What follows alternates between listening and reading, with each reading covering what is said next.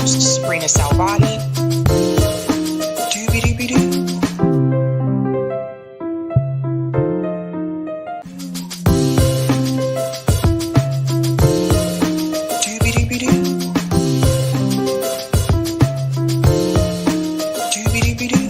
I'm your host, sabrinasalvati.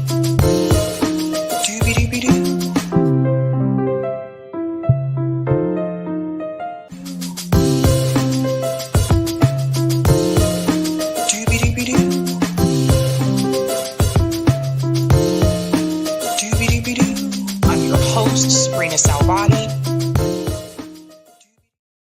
All right. Welcome back, guys. Welcome to Sab's podcast. I'm your host, Sabrina Salvati. My special guest tonight is Claudia de la Cruz. She is a co-founder of the People's Forum, and she is running for president for 2024 as a third-party candidate under PSL. Welcome, Claudia, and thank you so much for joining me. Thank you so much for having me. So first and foremost, I'm curious because there's been a lot of, candidates jumping into the race. Why did you decide to run for president? And more importantly, why did you decide to run as a third party candidate? Well, I think it's important to say I decided to run within the Party for Socialism and Liberation, within the ticket of the Party for Socialism and Liberation. And so I don't want to say that I came to the decision on my own. I think it was organizational decision. It's something that we understand we need to do. The Party for Socialism and Liberation is a socialist party, and we've understood that, democracy within the United States is a sham, that is a dollar democracy. And obviously it serves Wall Street, and it serves war makers, it serves bankers. And in a real democracy, there would be many options for working people to decide where to put their vote in. We've decided to do this as a way of exposing and raising what the issues are that neither the Democrats or Republicans ever pay attention to or even mention. And so we want to be able to do that work of mass political education. We want to be doing the work of encouraging folks to be able to join political organization. There's a significance to being able to join a party formation, to be under a party discipline, to be a cadre, and understand the need to be able to take hold of the state, to be able to have the economic and political power to transform things from the root. We are often told that these elections are the most important elections of our lifetime. And we're told that every 4 years, and obviously there's always something that is at stake. And I think what we've learned, if not in the last 3 years, in the last decade, is that it is a great opportunity to be able to remind people, to reclaim historical memory, and reclaim the memory massively of what the Democratic Party has promised and not delivered.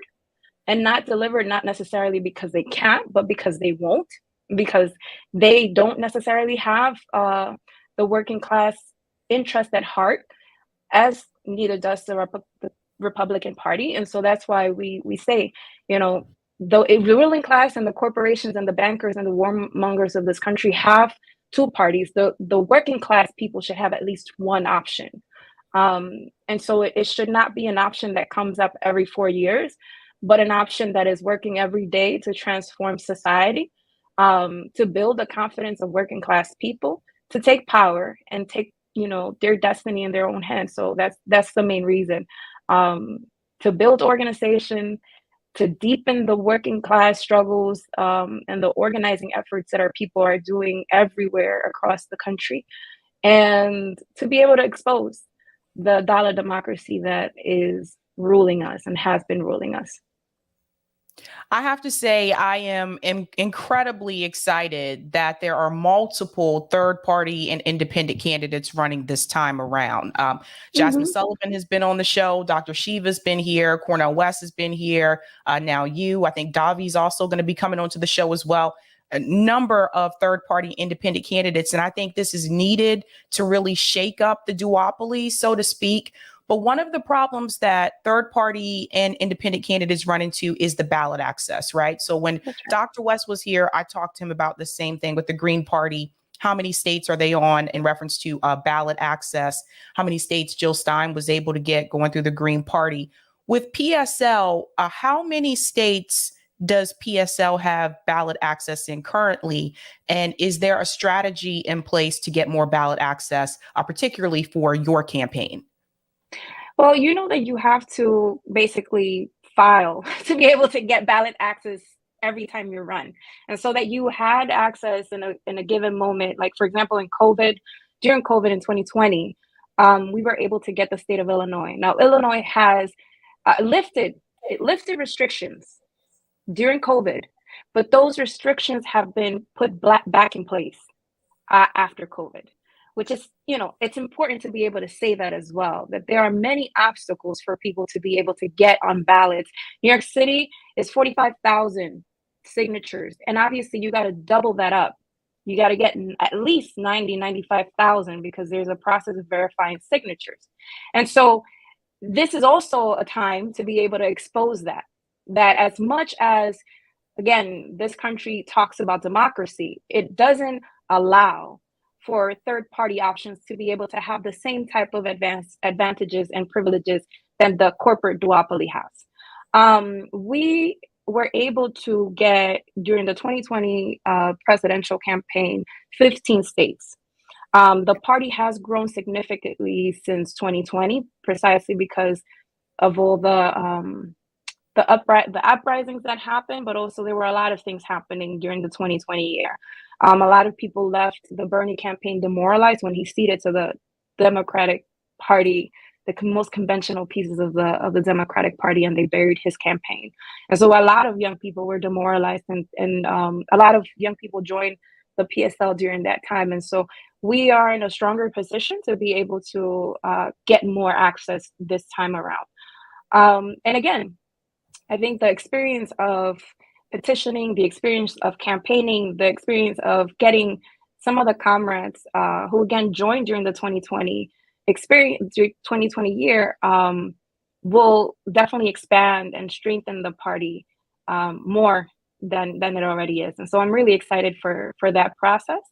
And there's a lot of excitement from the membership and our allies and other organizations that are surrounding the party right now. Sounds good. So I want to bring up your platform here, because I did share this on the show before and people were really interested in your particular platform. One of the things that really stood out to me is, first and foremost, end capitalism before it ends us. And I think, obviously you are a socialist. As a socialist, I think it is very important to address the issue with capitalism, whether you're running for office or not. But this one here: seize the biggest 100 corporations and create a new economy for the people. Can we talk a little bit about that? Oh, yeah, we totally can. I mean, I think one very, very recent example of just the dysfunctionality and the mediocrity of our government is all these conversations around the potential shutdown that is going to happen. Neither party actually comes up with a real solution, which is basically the money is being held in corporations. Like, they're having all these different discussions around where to cut and how to cut. And ultimately, the trillions of dollars that are being held hostage by all these corporations could potentially solve a lot of the problems that society faces in this country. In addition to cutting or seizing what those corporations have held hostage from the people, you also have the money that has been allocated to the Pentagon. So they do this political theory this political theater every so often, where they're like, we need to basically make poorer people poorer. We need to figure out every way, shape, and form to save capitalism. But there's never a question about saving the people. Yep. And so when we talk about seizing the biggest 100 corporations, we're talking about money that belongs to the people. we're talking about corporations that are connected to the cost of inflation. Gas prices are driving this inflation, and a lot of these corporations are connected to that. When we're talking about the healthcare issues that we face, the lack of access to quality and affordable healthcare, which should be universal healthcare. Everybody should have a right to access healthcare. A lot of these corporations are connected to health insurances, are connected to pharmaceuticals. What would happen if we take all that wealth and redistribute it in a way that makes sense for people to be able to live with dignity? We live in the wealthiest country in the world, the wealthiest country. And we could talk about how it became the wealthiest through theft, through extraction, through exploitation. It is the wealthiest country, and poverty is the fourth leading cause of death in this country. And so no one can say that there is not a way of solving the issue of poverty in this country. There is not the will and there is not the interest on behalf of the Republican Party or the Democratic Party, because they serve profit.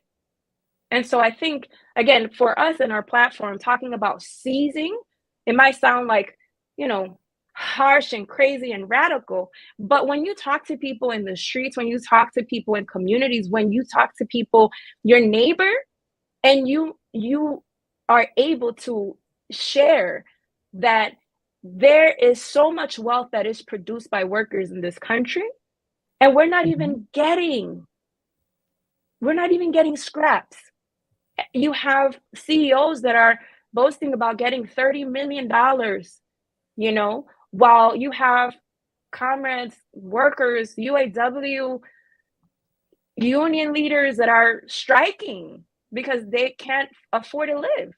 And so, again, it's not seizing, just like taking away. No, it's taking back. It's taking back the wealth that we've produced.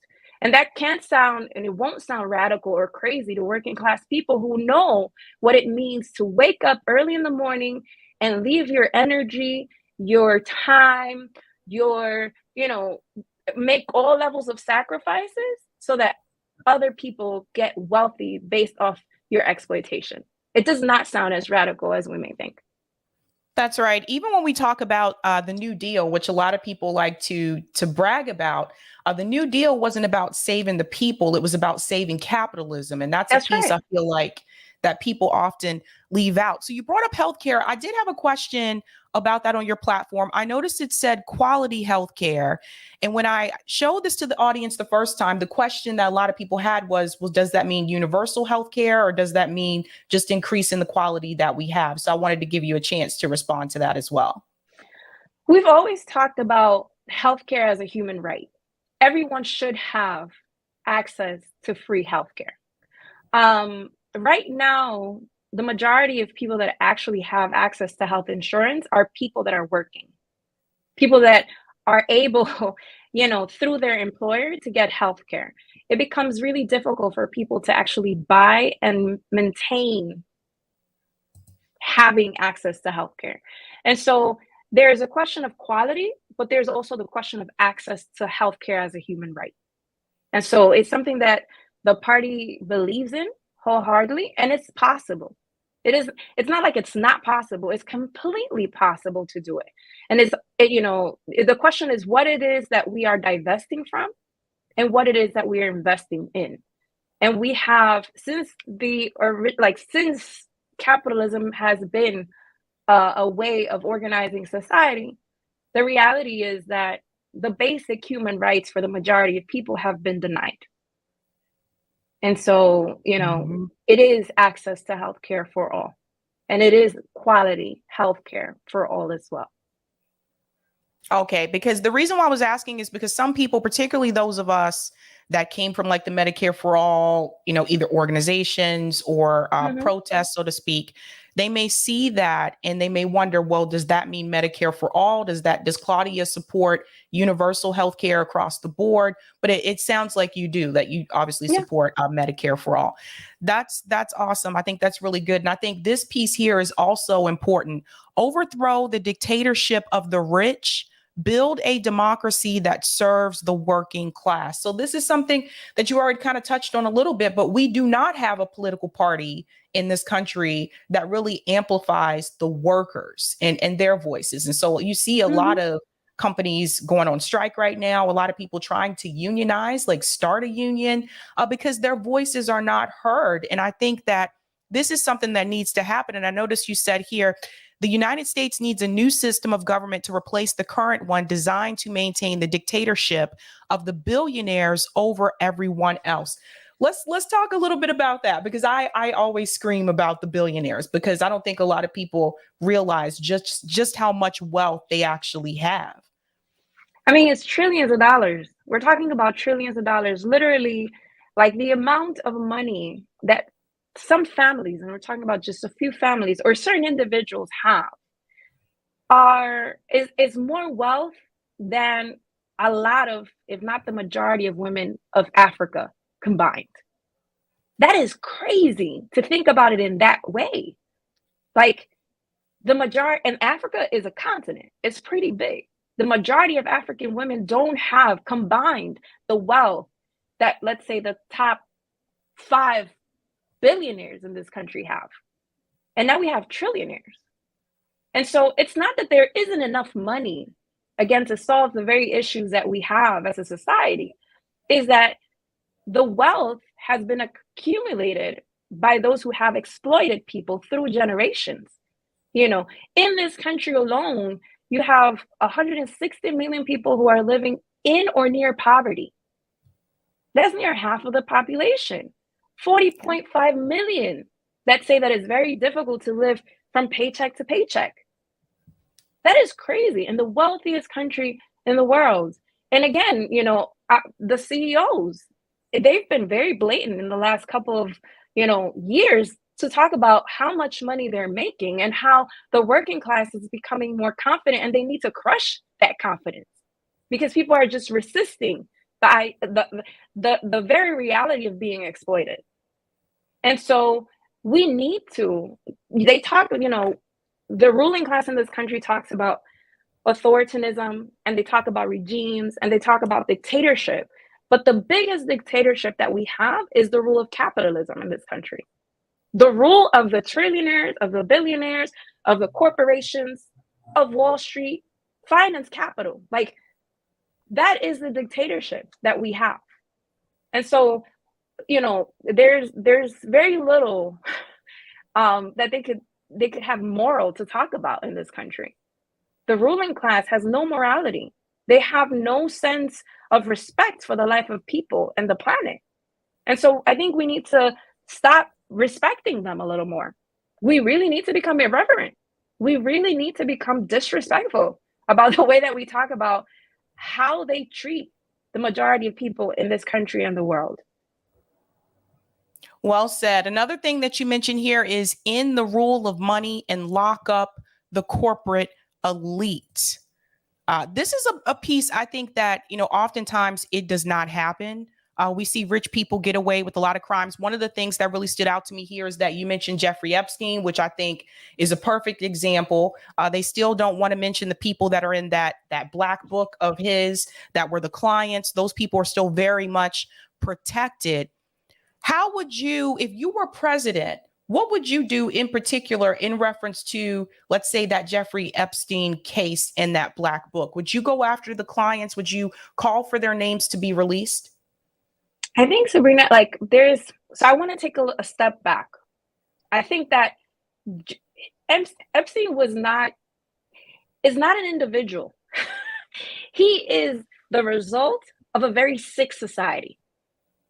And in that sick society, there's Trump, there's Biden, there's Giuliani, and there's many others. There's war criminals, right? And we need to understand how the law operates too. The law wasn't created for them. The law that exists in this country was created to be imposed, again, on the majority of people, which is mostly those who can't afford to be free. And so I think when, the question of how would I have dealt with I think is a good question. And it speaks to a structural and systemic thing, and a reorganization of the so-called justice system in this country, a reorganization of what the purpose is for organisms like the police department. Like the NYPD alone, has put up about $60 million only on misconduct. Mm-hmm. $68 million. That's a whole lot of money that could be put into education, that could be, rather than dealing with these cops that are out there harassing people and trying to get their summons out. So like, I think it's a structural thing, it's an organizational thing.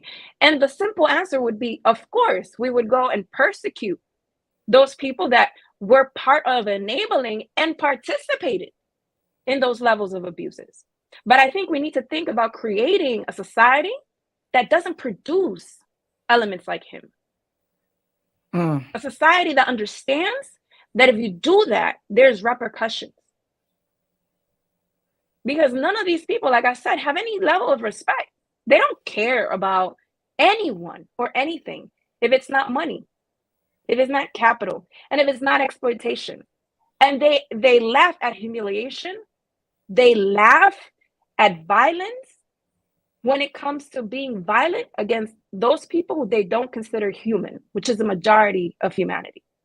And so I think it's a question of uprooting and reorganizing the society in a way that it serves the majority of the people and doesn't necessarily see a title or a position to be able to hold people accountable. Well said. This is a big one for a lot of people that watch this show. Cut the military budget by 90%. And I noticed you gave an actual percentage here. Peace, not war with China and Russia. So I do know also you have an event coming up, the Peace in Ukraine event in DC, October 3rd. I'll actually be there on the ground covering that live. So I hope I get to speak to you in person. But this is a big one with a lot of people in this particular audience. We're tired of this war with Ukraine. We're tired of the defense budget continuing to increase over $860 billion at this point. We're tired of these wars. And at the same time, we do not want to have any type of conflict with Russia or China. You know, we don't want to get closer and closer to a nuclear war. If you were president, how would you handle the military industrial complex, in particular in reference to foreign policy? I mean, I think it's important to know, well, I'll start by saying this. The Party for Socialism and Liberation is an anti-imperialist party, which means that we stand against imperialist wars. And we know the history of the United States in its attempt to build its empire, the mechanisms and the instruments it has created precisely to expand its reach and to continue to basically steal, because that's what they've done, to steal resources that do not belong to the United States of America and deny other countries the possibility of developing in a way that respects their sovereignty. That's historic. If you look into history, there's many Guatemala in 54. You have, the coup in Chile in 73. You have its interventions and its support for colonial forces in Africa. Like, you have the Middle East with Libya, Afghanistan, Iraq, Syria. Like, come on, we have the history and we cannot put a blind eye on that. That is there for history to be able to, absolve those of us who are anti-imperialists. All you have to do is look at that. Over the last 20 years, the US government has spent, at the very least, $21 trillion in war. At the very least, over the last 20 years. And if you tell me what can we use that amount of money for many things, but I'll take one thing that the Biden administration promised, which was student debt. Student debt is at $1.7 trillion. Mm-hmm.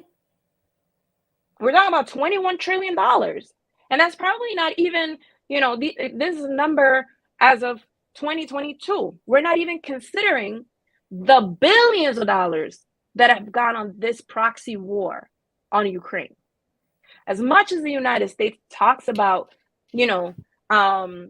wanting to save democracy or wanting to build democracy or humanitarian whatever, they do not give a flying F about Ukrainians. And actually, they speak about it in the most devilish, the most disgusting way. They talk about not having US soldiers die in that war. And it's easy because the ones that are dying are Ukrainians and Russians. And so the United States just sits back while they watch this war happen, and they finance this war to be able to expand NATO. And if we know geopolitics enough, we know that they've been trying to get at Russia to be able to also get to China, to be able to control that part of the world. And because they also see and know what we should also see and know, and that is that the United States empire is in decline.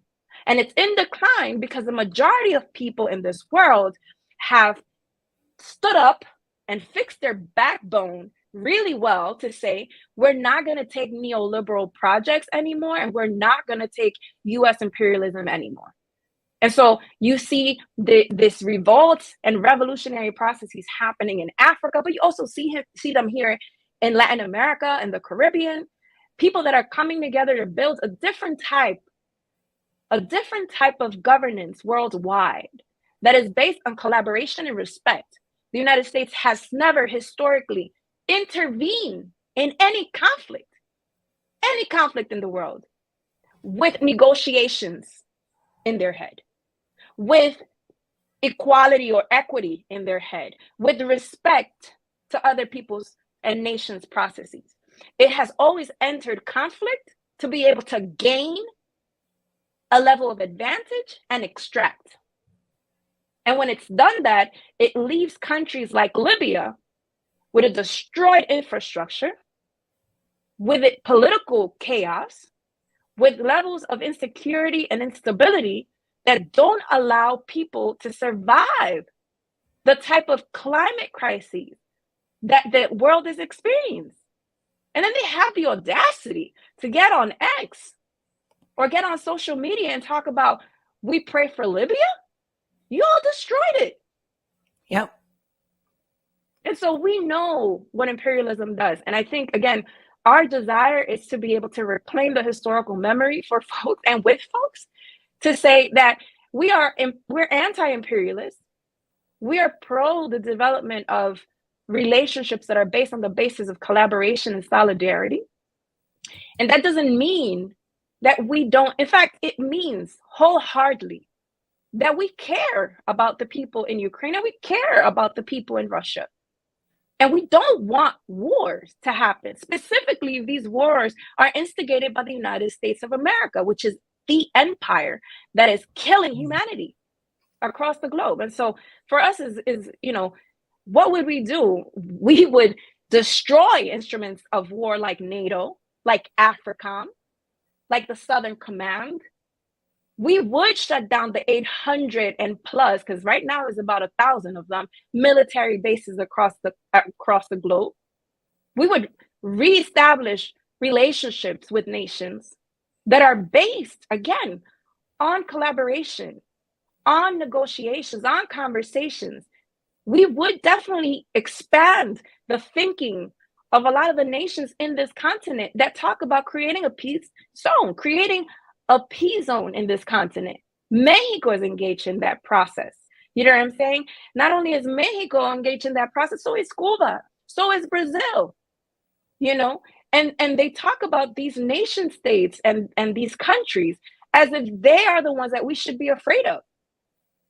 Listen, the people we should be afraid of are in the Pentagon.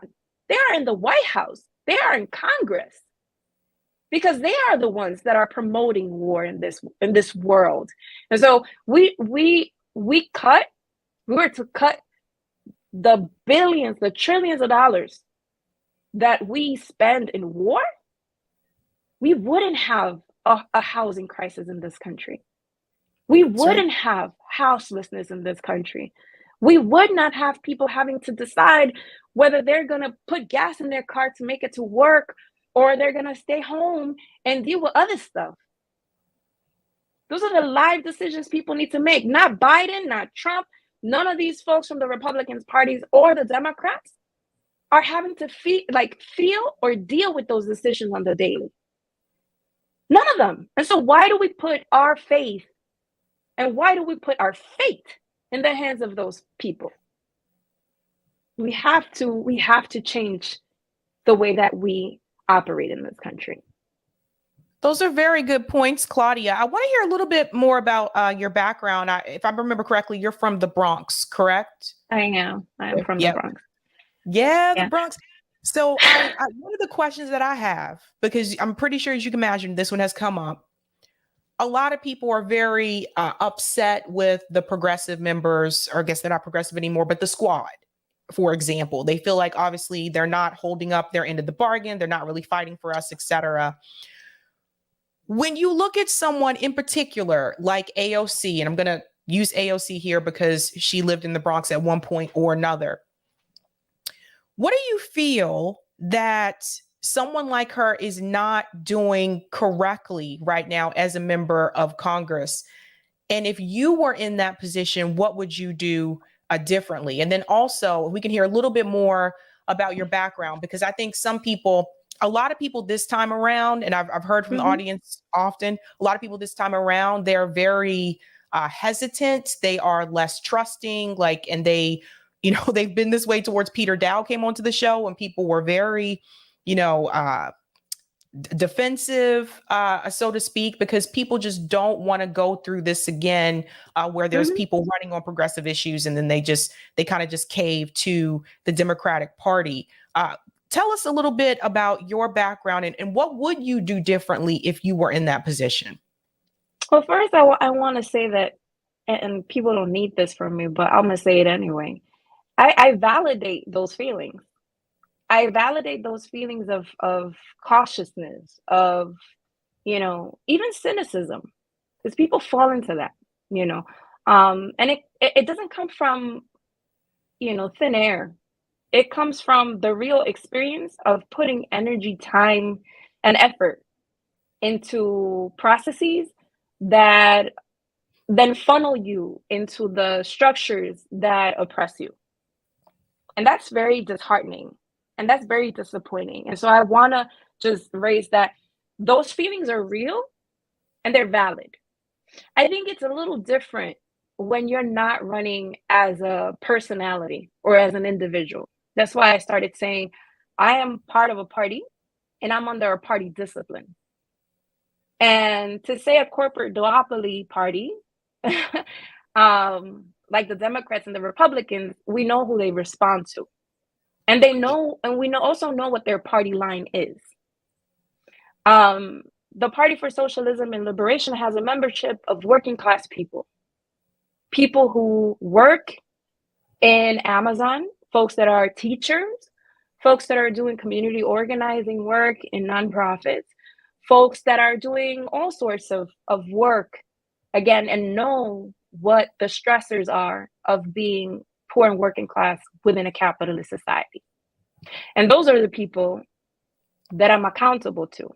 I myself was born in the poorest congressional district in the United States, which is the South Bronx.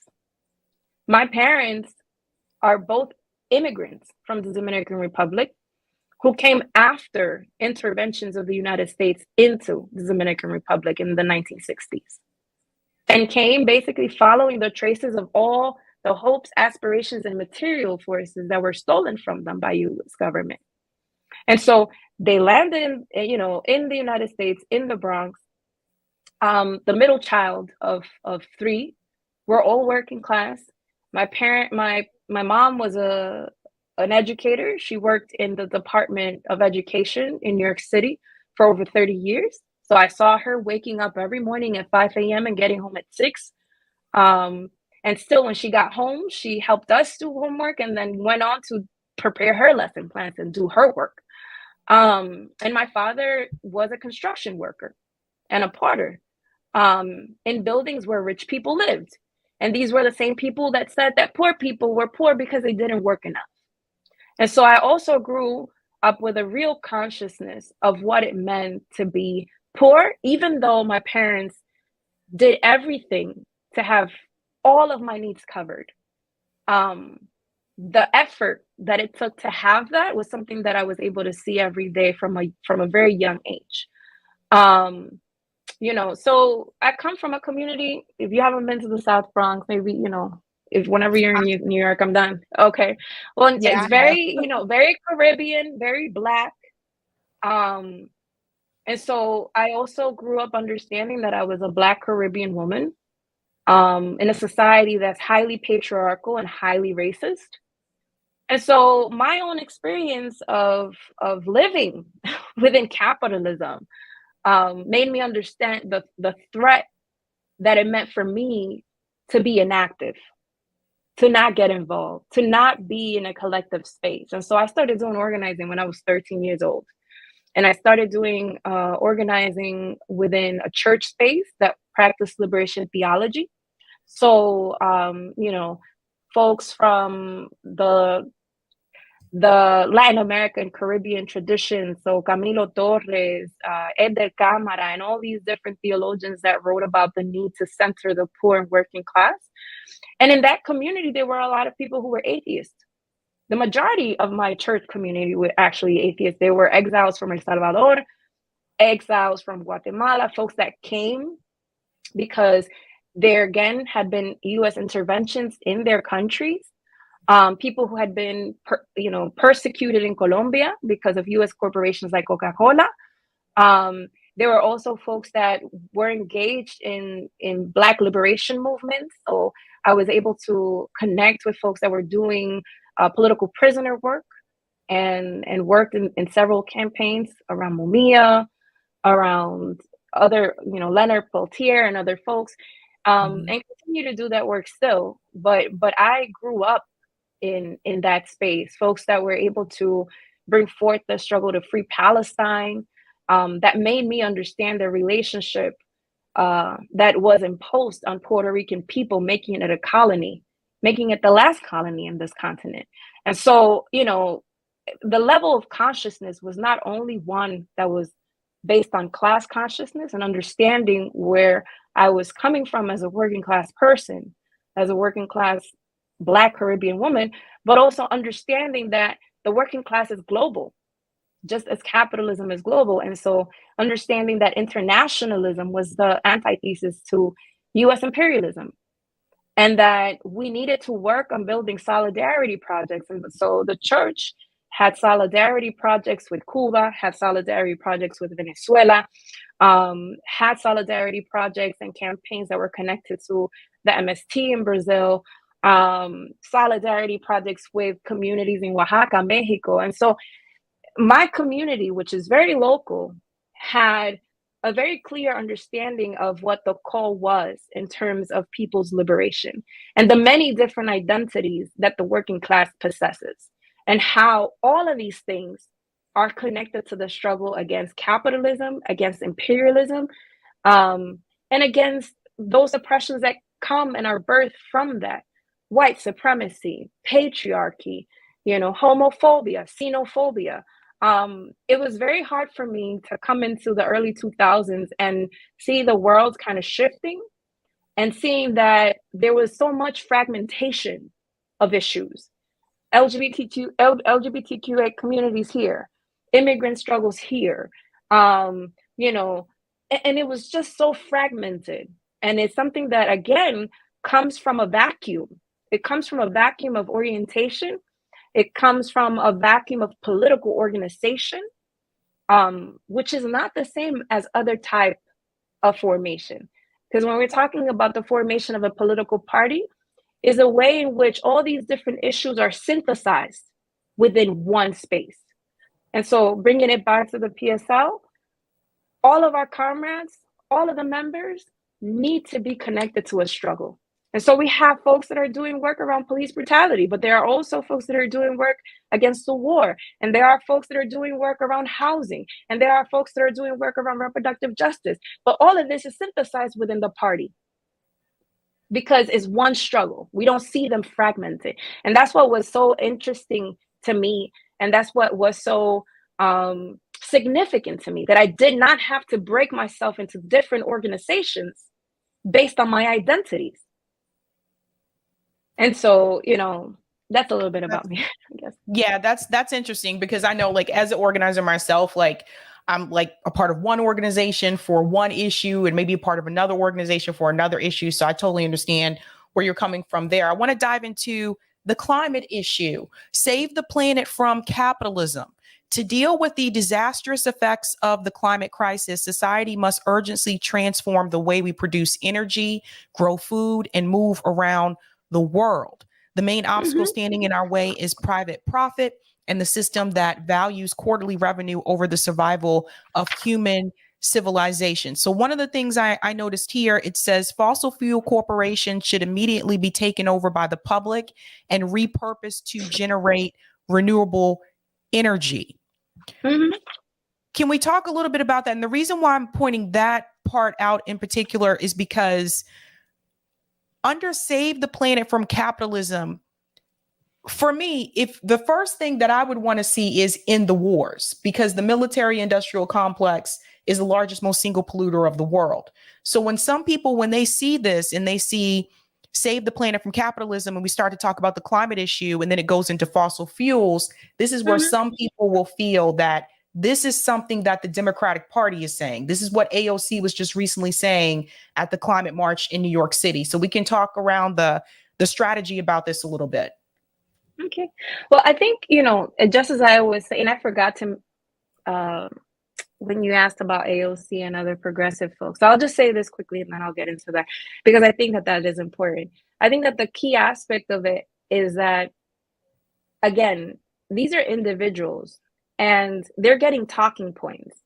Who they're getting talking points from is the question, and it's questionable because they don't necessarily have their feet in the ground. They're not doing the organizing work. They're not connected to people that are actually hurt by these processes. And so, again, when you're part of a party and you're part of an organization, you're not necessarily connecting to talking points alone. It's the experience of people. It's pretty much palpable in what you have to say. So I'll just say that. I think in terms of the platform itself, it's important for us not to see it kind of in different elements.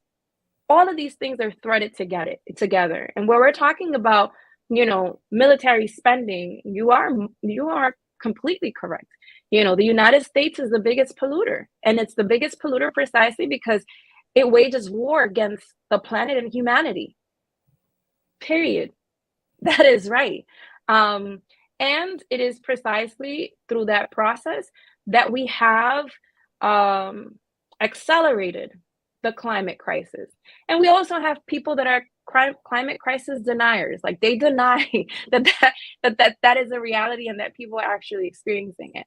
I think it's, you know, again, important to see all these different elements, because even if we talk about seizing the 100 corporations, that also speaks to the question of the climate crisis and what corporations do throughout the world. The level of garbage and toxic that they put into other people's land, you know, the land that they take. All of these things are part of that as well. And so when we're talking about that point specifically, and we're saying what we're saying in the platform in that way, is not to be seen isolated from everything else that we're saying. It is basically seeing the threat of all of these different issues that at the very root have capitalism and US imperialism stamped on it. And so I just want to say that. Well said. Well said. One of the other questions I have for you. So recently, a number of candidates have come forward and say that they agree with reparations. Now, RFK Jr. said he agrees with reparations, but then he also said he doesn't agree with cash reparations. So I want to hear, in reference of your particular campaign, do you agree with that there should be some type of monetary reparations for American descendants of slavery? I mean, in the platform, we say that there should be, and we also understand that that alone is not enough. Because it could happen. We gain power, we seize these corporations, we give folks cash, their checks. But what does that say in terms of what they're investing in? That's not enough. What they're investing in, are they putting that money back into the corporations that exploit workers? Are they putting back that money into the system that continues to take away their rights? And so it's a role, like when we think about reparations, it goes beyond, for us, it goes way beyond the question of cash. It talks again about the reorganization of society and how is society organized in a way that benefits those who have been historically marginalized. We understand and know that the capitalism we know today, is standing on the grounds of slavery and colonialism. Slavery and colonialism were the down payment for the system in which we live today. And so there is a historic debt to Black and Indigenous people. But that debt, again, expands even beyond the United States of America. That's why I say all of these things are connected. Because how about the extraction and the exploitation of African workers by US corporations? So all of these things are connecting. When we're talking about reparations, we're talking about the transformation of a society that allows people, especially those who have been historically exploited and marginalized, Black and Indigenous communities, to thrive, to live with dignity, to be able to understand, themselves in the context of a larger society and have a saying in how that society is shaped, which is what our ancestors were robbed of. The possibility, the potential of being able to develop not only themselves, but develop the society that could actually allow them to live to the full of their capacity. That's also part of the reparations we're talking about. So yes, we're talking about, the monetary piece. We're talking about being able to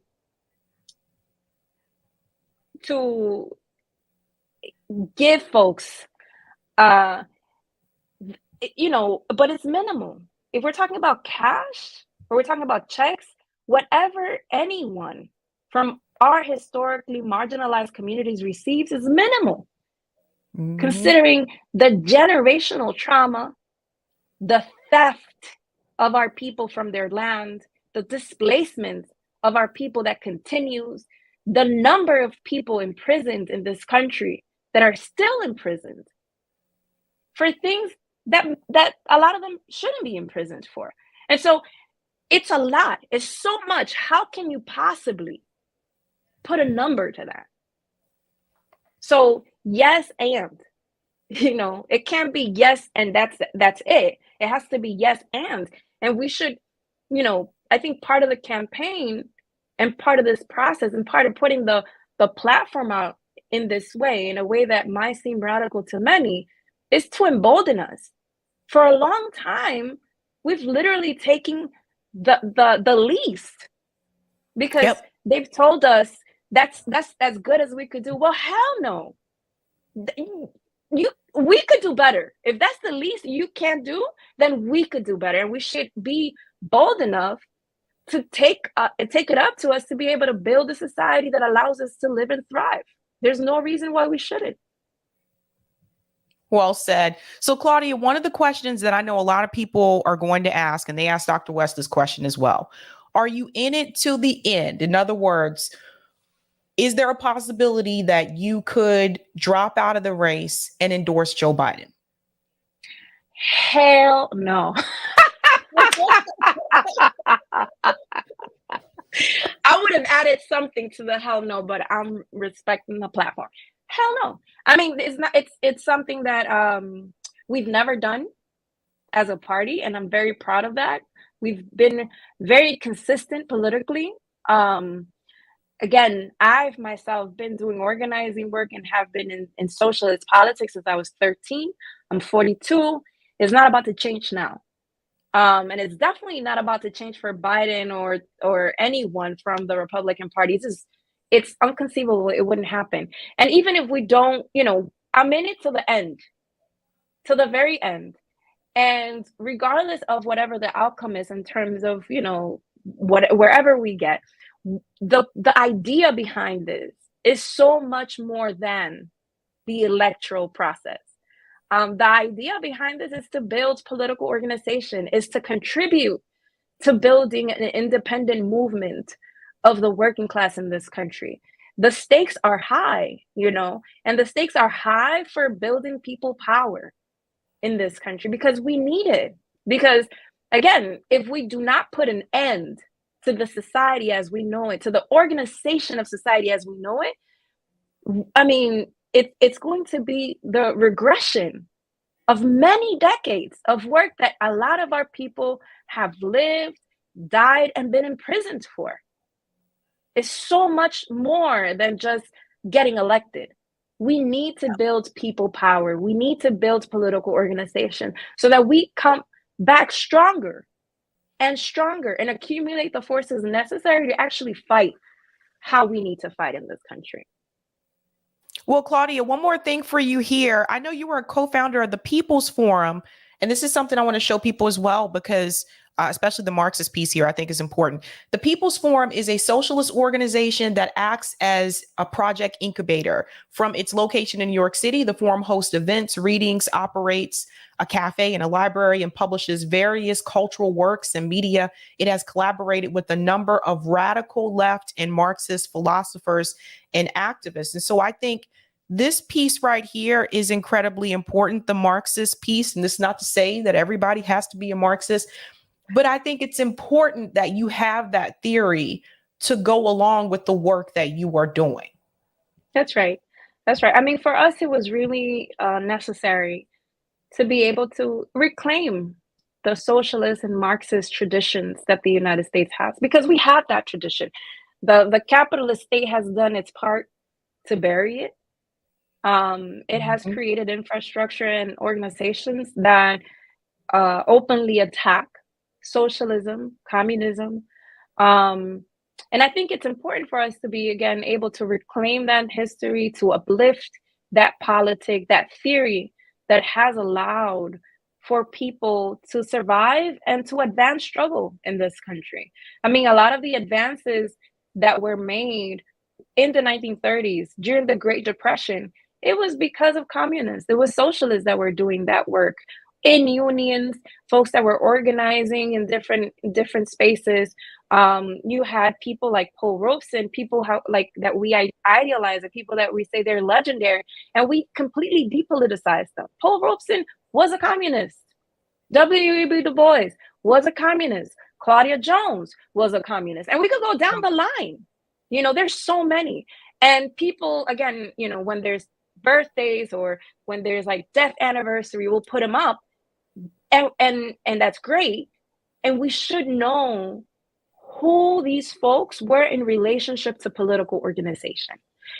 In which historical moments did they develop? We shouldn't think of communism and Marxism as the boogeyman, because it's not actually. Right. And Marxism as a science has been utilized all over the world: Africa, Asia, Latin America, the Caribbean, and in the United States of America. And what it has done is allow people to perceive and relate to the world in a way that is based on history, on an analysis of the economy and politics, of the shifts that has happened historically. And so for us, it was very important to be able to create a space to reclaim that history, to reclaim the values that come from it. The values are not that of individualism. The values are those of building collectivity, of building democratic spaces, which means that sometimes what you want won't happen because it's been a democratic process and there's been conversations. And as an individual, you submit to the discipline that was the process of building democracy. which is not an understanding of democracy in this country. And so there's so many different aspects, the cultural piece, reclaiming, people's creativity. Sometimes because we understand art to be within the frame of the elite, we don't think we're creative, and we are the most creative people. Working class people are so creative and resilient. I mean, we figure out how to live every day with the minimal amount of things. And so we are highly creative, and it's kind of like encouraging communities and encouraging young people specifically to be able to use their creativity to advance struggle. And so the People's Forum is a dream of many years, is the accumulation of a lot of experiences in organizing, in political education, experiences that are not only local to New York City or nationally to the United States, but it's international. And the People's Forum is connected to a lot of international struggles and a lot of different progressive and revolutionary processes. And we have had the great privilege and honor to host a lot of our comrades from South Africa, from Venezuela, from Cuba, from Brazil, from Mexico. I mean, you name it, folks that have come, that have taught, that have done lectures, that have done events. We're hosting, or the forum is hosting, because I took a leave of absence, but the forum is hosting tomorrow a whole conference on sanctions that the forum has been working with the National Lawyers Guild and other organizations in that process. It's been a whole year of a people's tribunal, just putting up like the many countries that have been sanctioned by the United States and the cost of those sanctions in the people in those countries. It's over 70 countries that the United States has sanctioned. They're strangling the economy of these countries and then pointing to them and saying they're not doing enough. Because of course, the United States is strangling the economy until it makes a scream, like Nixon said once, and they have a civil war in these countries. That's what they're aiming for. And so I think the space does a lot in bringing people together, bringing young organizers together, not only to learn, but also to strategize, to build projects collectively, and to dream of a better world in the construction, in the process of building it, not just to dream it, but like in the material sense. How do we do our work day to day to be able to get to the world that we want? And we're building this with and for the working class. So it's great. So one question I do have, because this was brought my way, it says the People's Forum has been a recipient of over 18 million through donor advised fund provider Goldman Sachs Philanthropy Fund.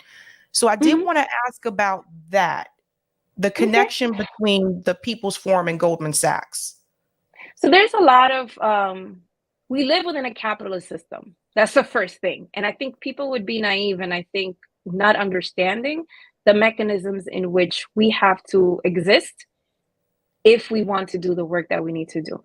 We are a nonprofit organization, like any other community-based organization. We do have a difference, and is that we're explicitly Marxist.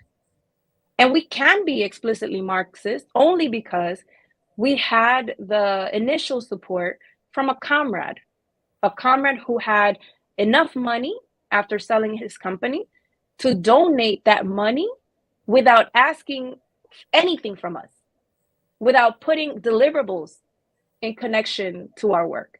This person was able to say, you're going to have this fund, and it's going to be here, and you're going to be able to operate however you understand you need to, based on the conditions of the United States. And there's no instruction from that funder. If you look at other nonprofits, there's a lot of instructions and there's a lot of deliverables. But in order for us to be able to receive that money, I mean, I can't just have it in my house. It can't just be in a regular, it has to be somewhere. And it has to be somewhere where there's a potentiality of being able to increase that money as well. And so what we have done, and we've been very intentional about doing, is making sure that that money is not utilized for the mechanisms of war that we're also consistently attacking. We've been the level of integrity in which we've utilized that money is very telling if you follow the work. I've been a very strong believer and again, for the last 32 years of work, that what you do is telling of who you are. And so if you follow the work of the People's Forum, you know what we're doing and you know what we're about. Right. But the thing is that people will see, and I'm a big one, that the money is a really big thing for me. So what people will see, though, is that they'll see that there is that connection to Goldman Sachs. And I totally understand that it's a nonprofit. I totally get that. I know you got to get the funding from somewhere, but to give you a more But they're not funding us. Let me correct you. Goldman Sachs is not funding us. There were funds that were given to us to be held in that fund so that we're able to extract that money and do the work that we do. They're not funding us. There's more material, and I would actually invite your listeners to look for it online. We ourselves put out through X, I guess, Twitter, a whole thread around this. This has been a question that folks, including folks in our membership, because we have over 200 members of the People's Forum. And so we've had to deal with this internally to our community and also externally. And pretty, like in a very confident, but also in a very humble way, I would ask folks to do their research. There's a comrade who was an ex-Black Panther who was also part of the League of Revolutionary Workers, who was able to build a company of technology and then sell it. We've never received donations from anyone else, aside from private donations for the work that we do. And so I get the caution and I get the questions. And I think that there's a level of understanding how the capitalist society works in a way. The obstacles also that it places for organizations like us to do the work, to have to use their mechanisms to be able to survive. And I will point people out again to the 5 years of work that we have and the consistency of our politics. Right. I understand that. But from a personal example, for example, Rome, my comrade from Revolutionary Blackout Network, has a nonprofit called Tour for the Poor. We have RBN chapters in our respective areas across the country, and we are not connected to any Goldman Sachs philanthropy fund. We're not connected to any corporation or any corporate power, what to speak. So like, we get our funding directly from the people. So when people, if I'm doing a fundraiser, I say I'm trying to raise money to do this event, it comes directly from the people. There's no attachment to a Goldman Sachs philanthropy. So the thing is that people are going to see this, and it is going to raise red flags for people, particularly for a socialist or Marxist group. Well, I'll say this to you and other folks that think along those lines. There's only but so much you could do when you have a nonprofit that is solely being funded by local, like, communities. And you know this. I worked in nonprofit for a long time. There's a lot of limitations. If the idea, if the vision is to do something to the scale as the People's Forum has done it for the last 5 years, which is also providing infrastructure for organizations that are precisely that. Organizations that are member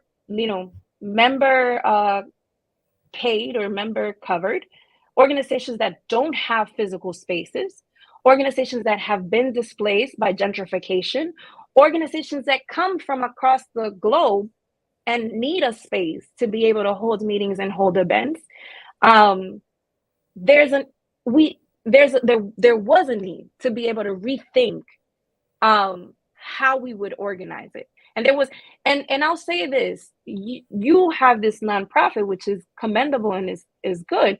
But if we think about the majority of nonprofits in this country and where their money comes from, regardless of how good work they do come from foundations that are very much connected to the exploitation. And that's where I go with the limitations, with the deliverables, with the basically cutting the budget at a certain point where people are advancing the work, or keeping people in this cycle of having to look for money and look for money and look for money and not being able to do everything that they feel and want and need to do in the practicality of it.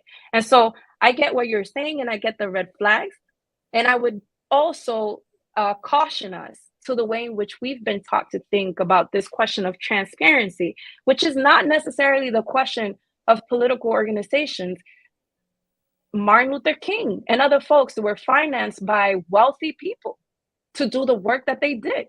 And maybe they didn't have to go through the process of doing it through a Goldman and Sachs, but they were financed by other comrades to be able to advance the work.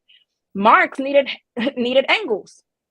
And so there are folks that come to that amount of money and are able to do the work again without any strings attached. And that's what we've done. There has not been any. Right. But I think the problem is, Claudia, is that, again, the first thing that we see when we go to the platform is seize the biggest 100 corporations, create a new economy for the people. But then if you go to the People's Forum, then we see there's that attachment to the corporations that you're supposed to fight back against. And I'm not bringing this up to hurt you. I'm bringing this up just as an FYI, because this will come up come 2024. I'd love to see you on even more bigger platforms. And I'm just bringing these things. When Cornel West was here, I raised awareness to him as well. And if I was able to find that and make that connection, what I'm saying is that it will come up again. So people are going to. Yeah, Sabrina, what I'm saying is that that's not new information.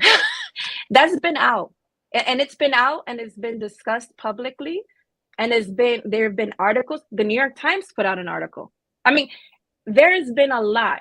And then there's also the question of who is pursuing this information and for what.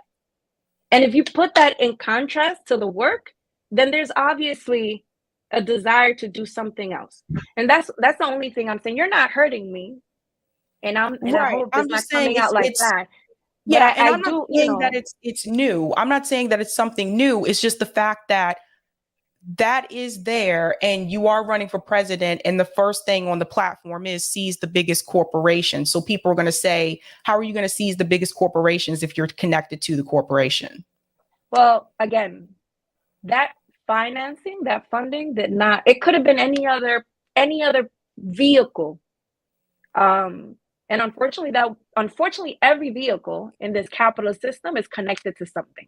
And so we are doing, or the forum is doing the work that it's doing, and it has been doing it for 5 years with a lot of integrity, facing a lot of attacks from the different oppositions. And it has stood really grounded on its politics and its values. And that's something that I'm very proud of, because there's a lot of organizations that cannot say the same, regardless of whoever it is financing them. All right. Well, Claudia, 2024, where can people find you, Claudia? How can they support your campaign? Folks could go to votesocialist2024.com.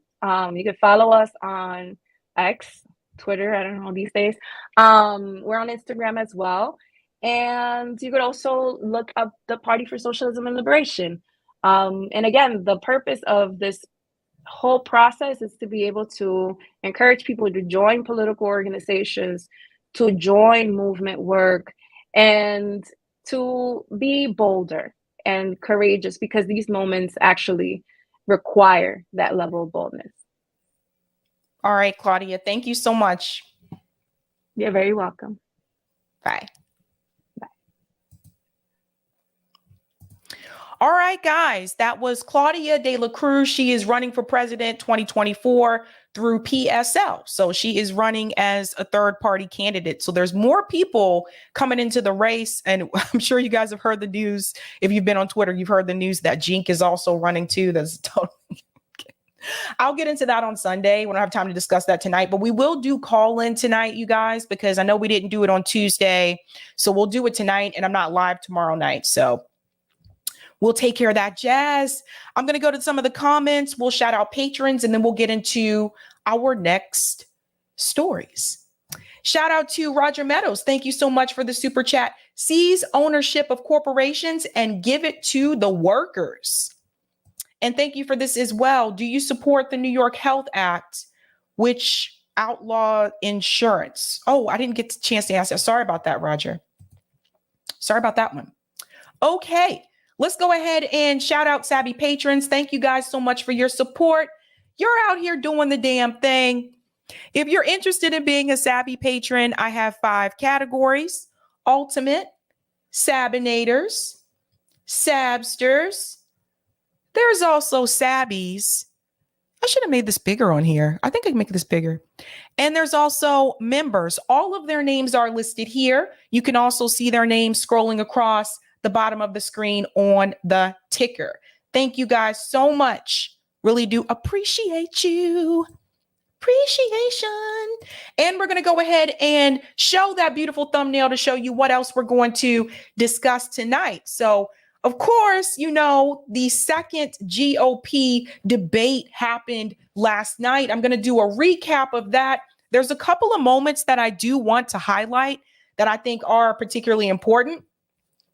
We're also going to discuss AOC's response to Justin Trudeau and, of course, the whole Ukrainian soldier situation coming out of Canada.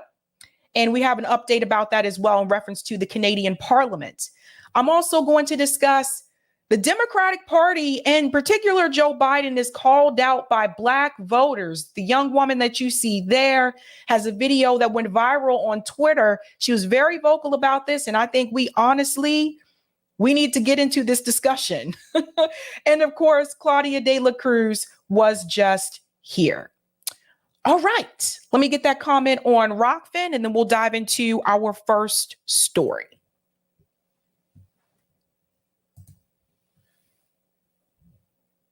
All right. Thank you for the tip on Rockfin, Roger. I'm sorry, Sab, but she flaked on the Epstein question, veering off to what's wrong with the system. When I think you mean simple, when a simple yes or no would have done, she flaked on healthcare. I was hoping you would have asked her about the New York Health Act to pin her down, because I expect the socialists to say, screw Medicare for all, we need national healthcare. Reparations is owed, lineage based. We'll decide how it's spent and stop attaching us to other groups. Damn it. And thank you for this as well, Roger. Like I said before, these politicians are not coming to save us, people. We are going to save us. Thank you so much for that, Roger. We're going to get into the GOP debate recap here. So that debate last night was honestly painful to watch. I thought it was amateur at best. I felt like the moderators really did not do their job and step in when they should have. And we're going to go through a couple of highlights here. Now, I want to go ahead and start with this clip here coming from MSNBC, where it says candidates struggle to rise from the pack during the second GOP debate. Let's dive in. The second Republican presidential debate. I am Kristen Welker in Washington. For a second time, the Republican presidential frontrunner Donald Trump was not on the debate stage. And for a second time, one major question hung over the night: whether anyone could or would do anything to change the trajectory of this race. With Mr. Trump dominating the contest in both the national polls and the early states, tonight's debate could very well have been the Republican field's last best chance to dent Trump's momentum. Well, with the debate wrapping up at the Ronald Reagan Library in Simi Valley, California, it appears Trump's grip on the race isn't going anywhere anytime soon. Yep. Even as we did see some standout moments from the stage and an overall strong performance by Senator Tim Scott. Still, overall, what we saw tonight was a stage full of candidates trying to aggressively. Let's just move forward a little bit. Sorry, she talks for a little too long. We'll get to this piece right here. One thing I do want to say before we dive into these little snippets here, I felt like focusing on Donald Trump last night, instead of helping those candidates, it actually helped Donald Trump. I don't feel that talking about Donald Trump and why he's not there. We all know he's not there. We all knew he wasn't going to be there. I don't think that's actually going to help these candidates, increase in the polls. I think it's only going to help Donald Trump, because you are giving more attention to someone who is not physically there, instead of focusing on yourself, your campaign, and what you're going to do. But let's go ahead and start with the first snippet here. Scott and Vivek Ramaswamy, and devolves into a cacophony of candidates. We think about the fact that Vivek just said we were all good people, and I appreciate that, because last debate he said we were all bought and paid for. And I thought about that for a little while and said, you know, I can't imagine how you could say that knowing that you were just in business with the Chinese Communist Party and the same people that funded Hunter Biden millions of dollars was a partner of yours as well. It's not nonsense. So look, here's what I want to respond. These are good people who are tainted by a broken system, and it's not the fault of anybody who's involved. Some of us are tainted. Excuse me. Thank you for speaking while I'm interrupting. While I'm speaking. You said about Here is where I feel like the moderators should have intervened, because that's what moderators are there for. They're there to make sure that the debate, for the most part, is somewhat civil, but more importantly, that you can actually hear the candidates that are speaking and people are not talking over each other. And I think this is why it was difficult for some people to watch. If I may finish, you can't be on both sides.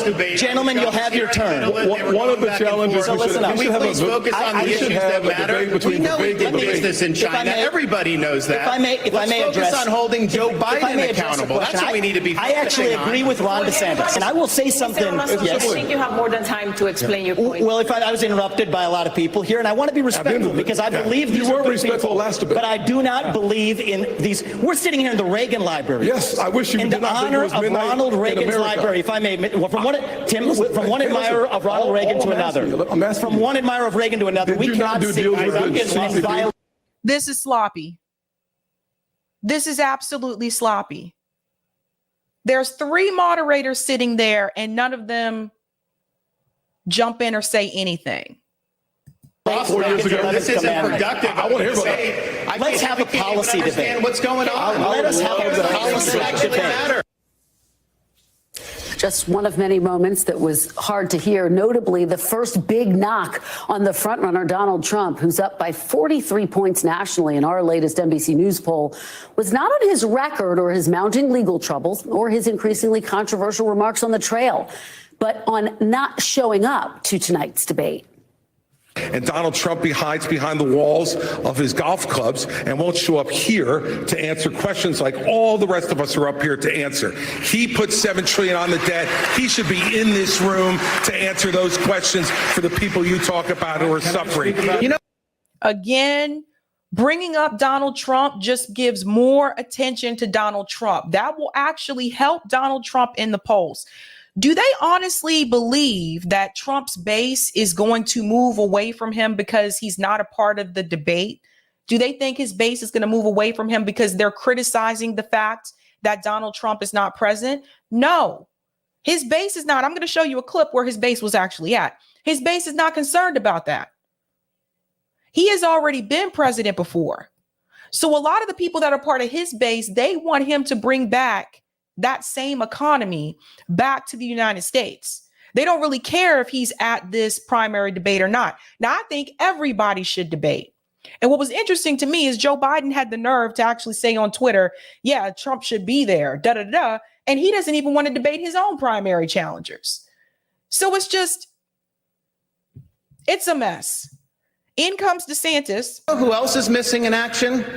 Donald Trump is missing in action. He should be on this stage tonight. He owes it to you to defend his record where they added $7.8 trillion to the debt. That set the stage for the inflation that we have. Donald Trump should be here to answer for that, but he's not.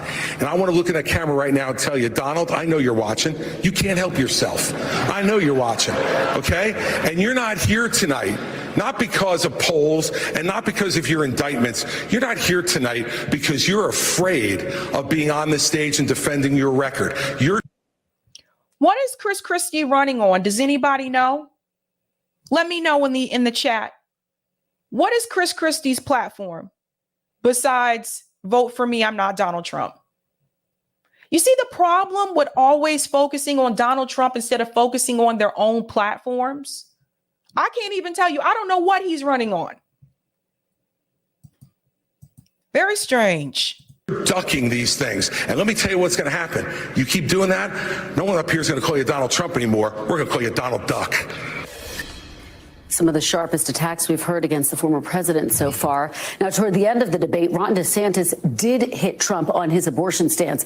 But for the Florida governor, whose campaign is trying to frame this race as a two-man contest, this debate may not have been what he'd hoped for. DeSantis didn't speak for the first 15 minutes of tonight's debate and set up Tim Scott for one of his strongest moments of the night. Florida's new Black History curriculum says, quote, slaves develop skills which in some instances could be applied for their personal benefit. You have said slaves develop skills in spite of slavery, not because of it. But many are still hurt. For descendants of slaves, this is personal. What is your message to them? So first of all, that's a hoax that was perpetrated by Kamala Harris. We are not going to be doing that. There is not a redeeming quality in slavery. He and Kamala should have just taken the one sentence out. Black families survived slavery. We survived poll taxes and literacy tests. We survived discrimination being woven into the laws of our country. So here is Tim Scott here. Like this guy really is Uncle Tom. Tim Scott says Black families survived slavery. Really? How many? Which ones? Is Tim Scott just going to forget about all the ones that died? You see what Tim Scott's job is. Tim Scott, by the way, I used to live in South Carolina, so I'm very familiar with who he is and who Nikki Haley is. And I lived in South Carolina when Nikki Haley was still governor. So it's just, this guy is there to basically give more water to the Republican Party, right? And it's a Black guy doing it. Tim Scott talks out both sides of his mouth. One minute he says he's experienced discrimination and racism. And then the next minute you'll hear him say, we don't need to focus on race. America's not a racist country. Which is it, Tim?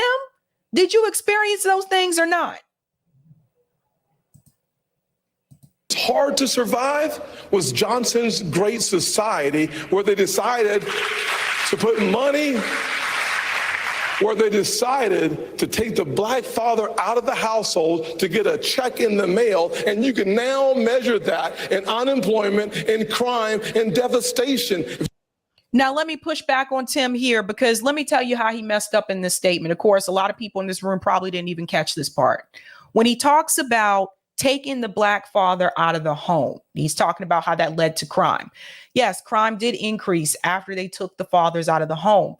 But what Tim leaves out, now he said Black families survived slavery, but Tim doesn't tell you they started taking the Black father away from the family during slavery. It didn't just start under Joe Biden's crime bill, or bills, I should add. So he doesn't make that connection. And you can't tell, Tim Scott can't sit here and tell me he don't know about that. He's too smart to not know about that particular history. And he's from South Carolina. So I know he knows better.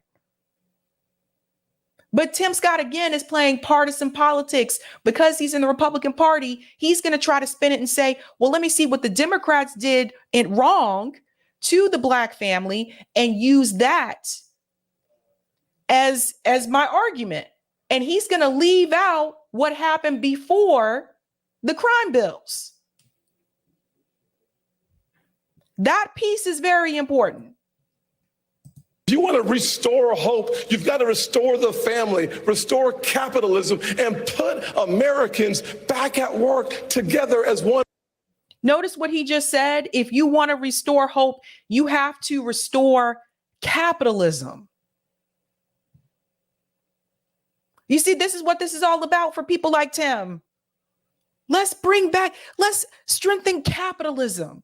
How has the capitalist system been working out for people who are poor in this country? We showed you the graphs. Since 1970, the people at the bottom have stayed at the bottom while other people have continued to climb up.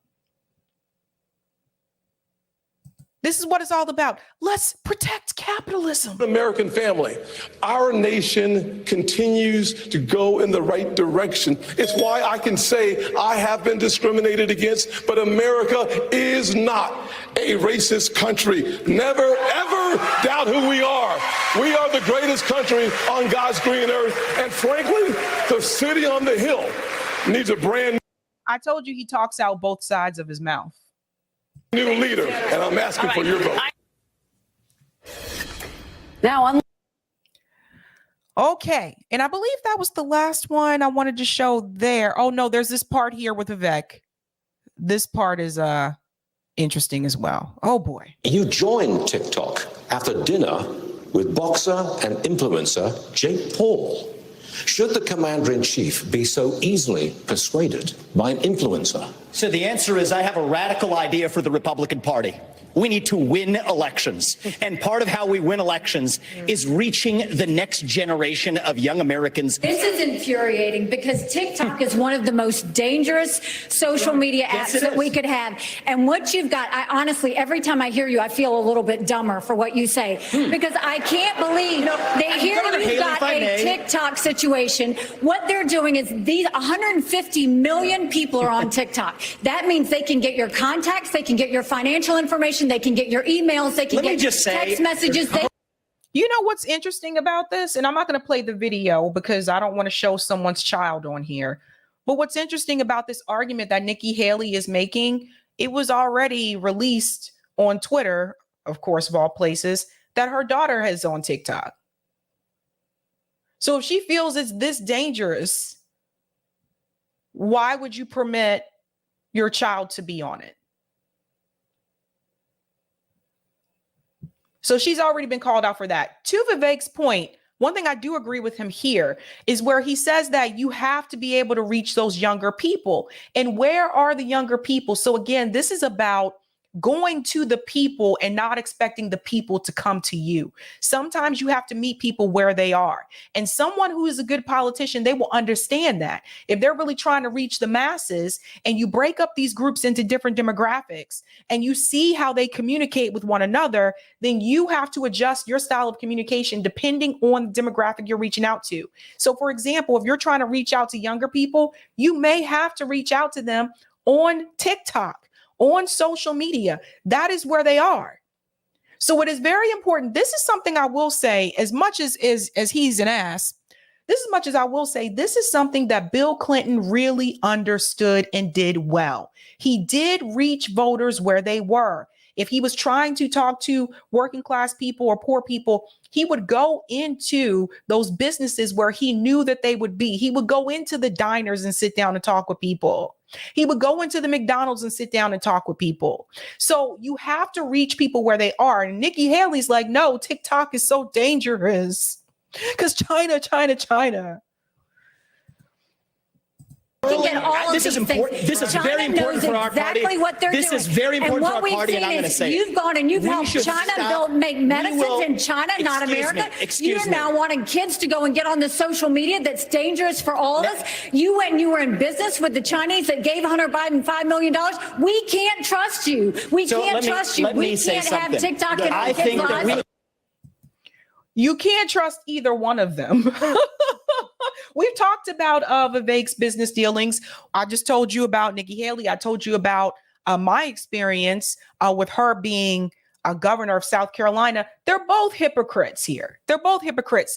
Now, Brianna Joy Gray pointed this out. I thought this was interesting. She said, it's so weird how they're like, China is bad. I'm scared they're investing in our hemisphere, but also unions are bad. Let the auto workers do a free market and send jobs to China. And also, immigrants are coming from South and Central America fleeing poverty, but also I'm mad China is investing there. And also, let's keep sanctioning Venezuela. I mean, this is what they're all saying. Like, they're just talking in circles here. Now, there was something that Ron DeSantis said last night, and I had to tweet this out. I had to call him out. Let me show you what he said, and then I'll show you how I debunked what he said. Listen to this. clip here where he starts to complain about big pharma, insurance companies, and he starts to brag about Florida. Listen to this. I think this is a symptom of our overall economic decline. Everything has gotten more expensive. You see insurance rates are going through the roof. People that are going to get groceries. I spoke with a woman in Iowa, and she said, for the first time in my life, I'm having to take things out of my grocery cart when I get to the checkout line because the total goes up so quickly. So this is very real, and people are hurting out there. So we've got to address the underlying problem with Bidenomics, the overspending, taking all Biden's rules and regulations. I'm going to throw them in the trash can on day one. You're not going to have to worry about that. We're going to open up all of our energy. We will be energy dominant in this country. That will lower your gas prices. And what we need to do with healthcare is recognize our healthcare is putting patients at the back of the bus. We have big pharma, big insurance, and big government, and we need to tackle that and have more power for the people and the doctor-patient relationship. So Ron DeSantis just admitted there that big pharma is an issue. Obviously, Bidenomics is an issue. We talked about the grocery store prices on the show multiple times. But the big pharma thing, that one just, that one really stuck with me. So if Ron DeSantis realizes that big pharma is a problem, is Ron DeSantis going to approve universal health care for everybody to weed out big pharma? No. Ron DeSantis is in bed with insurance companies right now as we speak. So what is he talking about? Now, he goes on to say how Florida is doing so well. Listen to this. Why is your record in Florida on insurance worse than the national average?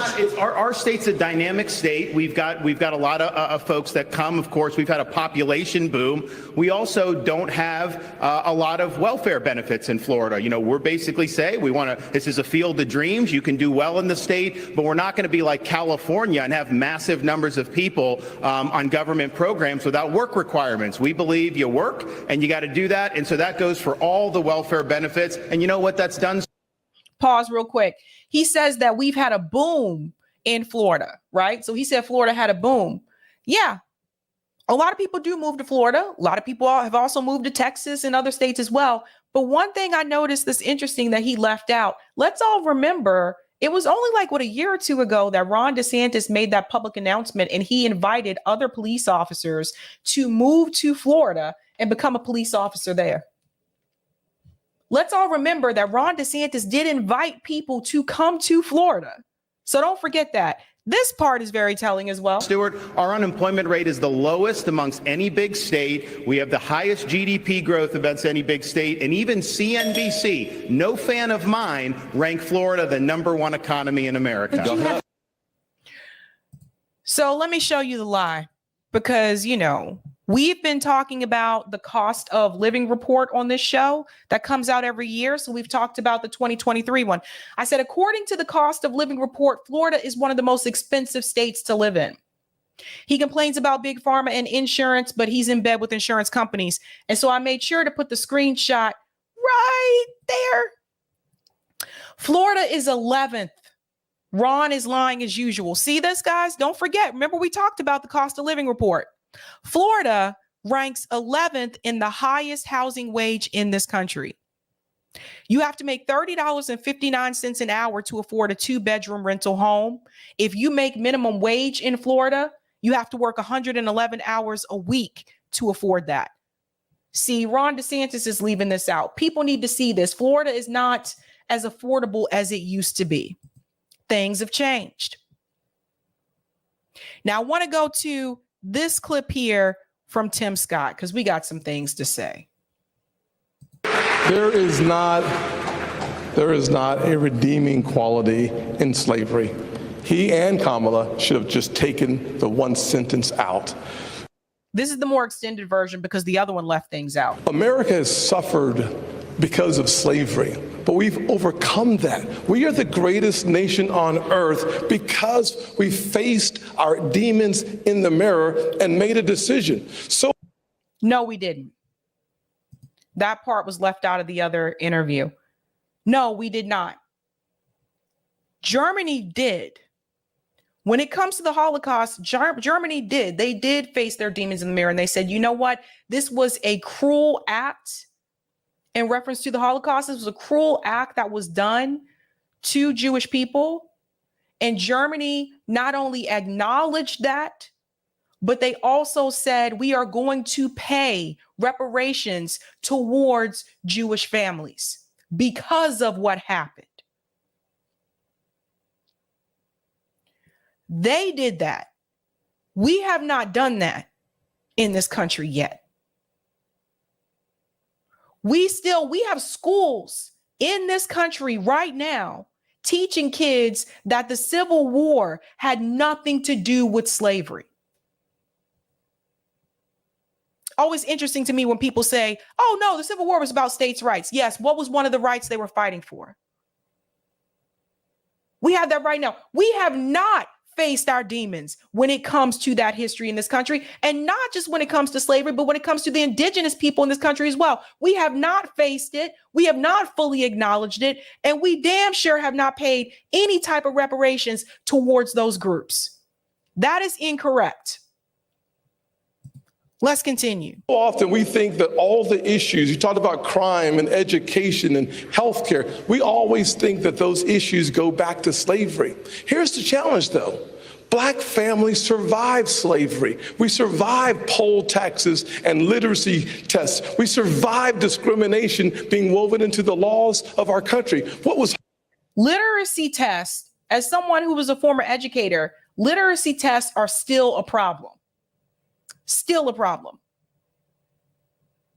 If you look at the grade level that kids can read on in this particular country, the number of people reading on like a 5th grade reading level in this country, and most of the time, it's Black kids. That's still a problem. You look at some of the states in this country that have high illiteracy rates. South Carolina, Mississippi, high illiteracy rates. We still have not fixed that problem. And Tim, from being from South Carolina, he knows better. hard to survive was Johnson's Great Society, where they decided to put money, where they decided to take the black father out of the household to get a check in the mail. And you can now measure that in unemployment, in crime, in devastation. And like I said before, the black father was originally taken out of the home during slavery. You want to restore hope, you've got to restore the family, restore capitalism, and put Americans back at work together as one American family. Our nation continues to go in the right direction. It's why I can say I have been discriminated against, but America. Our nation continues to go in the right direction. Do we? Because over the past couple of years, it seems like we've been going backwards as a nation, not forwards. Especially when it comes to social issues. Are we really moving forward? Is not a racist country. Never, ever doubt who we are. We are the greatest country on God's green earth. And frankly, the city on the hill needs a brand new leader. And I'm asking for your vote. He just reminds me of Uncle Ruckus or something like this. You know, Tim. Now, we brought up the part about, I showed the TikTok one already, but I want you to show you what Link Lawrence said about this, who is Gen Z. I find it funny. Nikki Haley says 150 million people are on TikTok, then denigrates the platform and everyone on it. Several campaigns have told me point blank they have no Gen Z outreach strategy and will never join TikTok. Their polling reflects that. So Link is someone who is actually very popular on TikTok and does very well on that platform. He's also Gen Z, so he knows exactly what his generation is looking for. He's been on the show to talk about this before as well. So the thing is, I think it is a mistake to avoid certain platforms if you're really seriously trying to win. But I don't think these people are seriously trying to win. I think this is actually just a campaign for vice president. Now, of course, Donald Trump was not at that debate, but I want to show you where Donald Trump was. He was in Michigan at one of the auto facilities. This was the crowd waiting to read. This is the crowd waiting to greet Donald Trump. And you tell me if Trump supporters really care if he was at that debate or not. Look at this.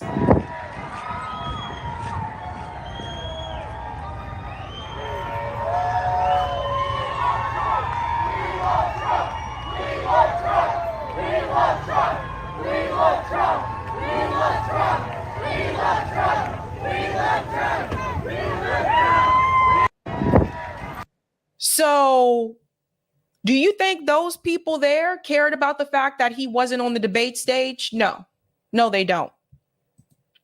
By the way, the union company, not the union, excuse me, the auto company that he went to visit, that he went to speak at yesterday, that is not a union business, just FYI. That is a non-union auto company.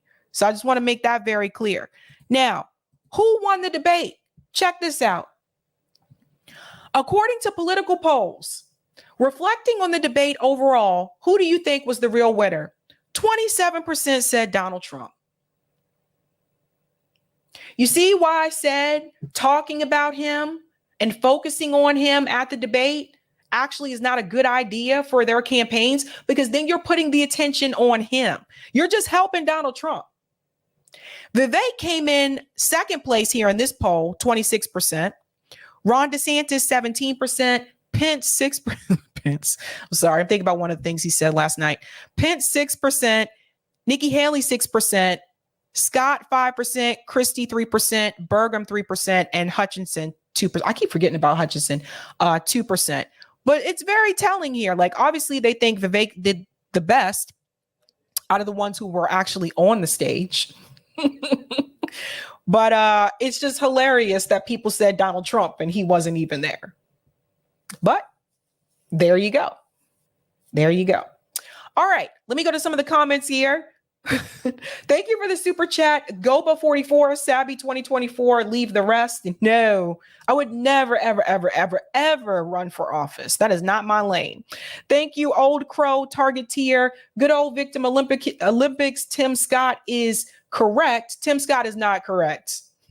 And once again, you're wrong about Vivek. Really research what statements he makes before commenting. I'm not wrong about Vivek. I exposed who he is. Vivek is fake. He's a fucking fraud. He's not voted for fucking Republicans. He didn't vote for Donald Trump. He didn't even vote last fucking election.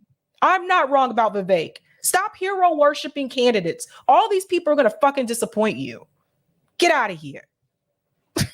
Miss me with that bullshit. Anyway, moving on to the next story.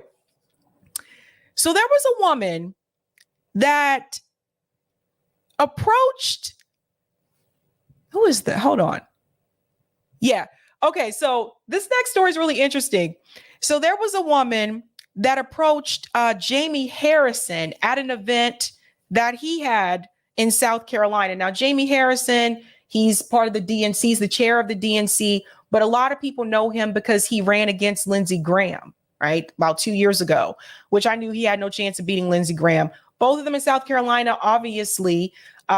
I still don't know why people in South Carolina continue to vote for Lindsey Graham. He hasn't done anything for people there either. But I also knew that Jamie Harrison had no chance to beat him because I've lived there and I know how people think and how people act. So she's very frustrated, not just with Joe Biden, but with the Democratic Party in particular. And this leads to this particular question. Joe Biden has been losing support amongst Black voters. Black voters have been leaving the Democratic Party. In particular, Black men have been leaving the Democratic Party. Is 2024 the time where Black Americans significantly say, we are not going to cave to the Democratic Party and we're walking the fuck away? And what will that mean for Joe Biden and for the Democratic Party? So I want to go ahead and bring up this clip here.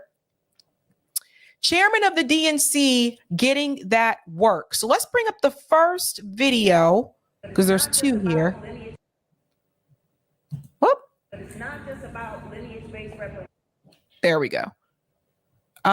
If you can boost the volume on this a little bit, Eric, because she's going to complain about how Black people have been voting for the Democratic Party for over 30 years and nothing has improved.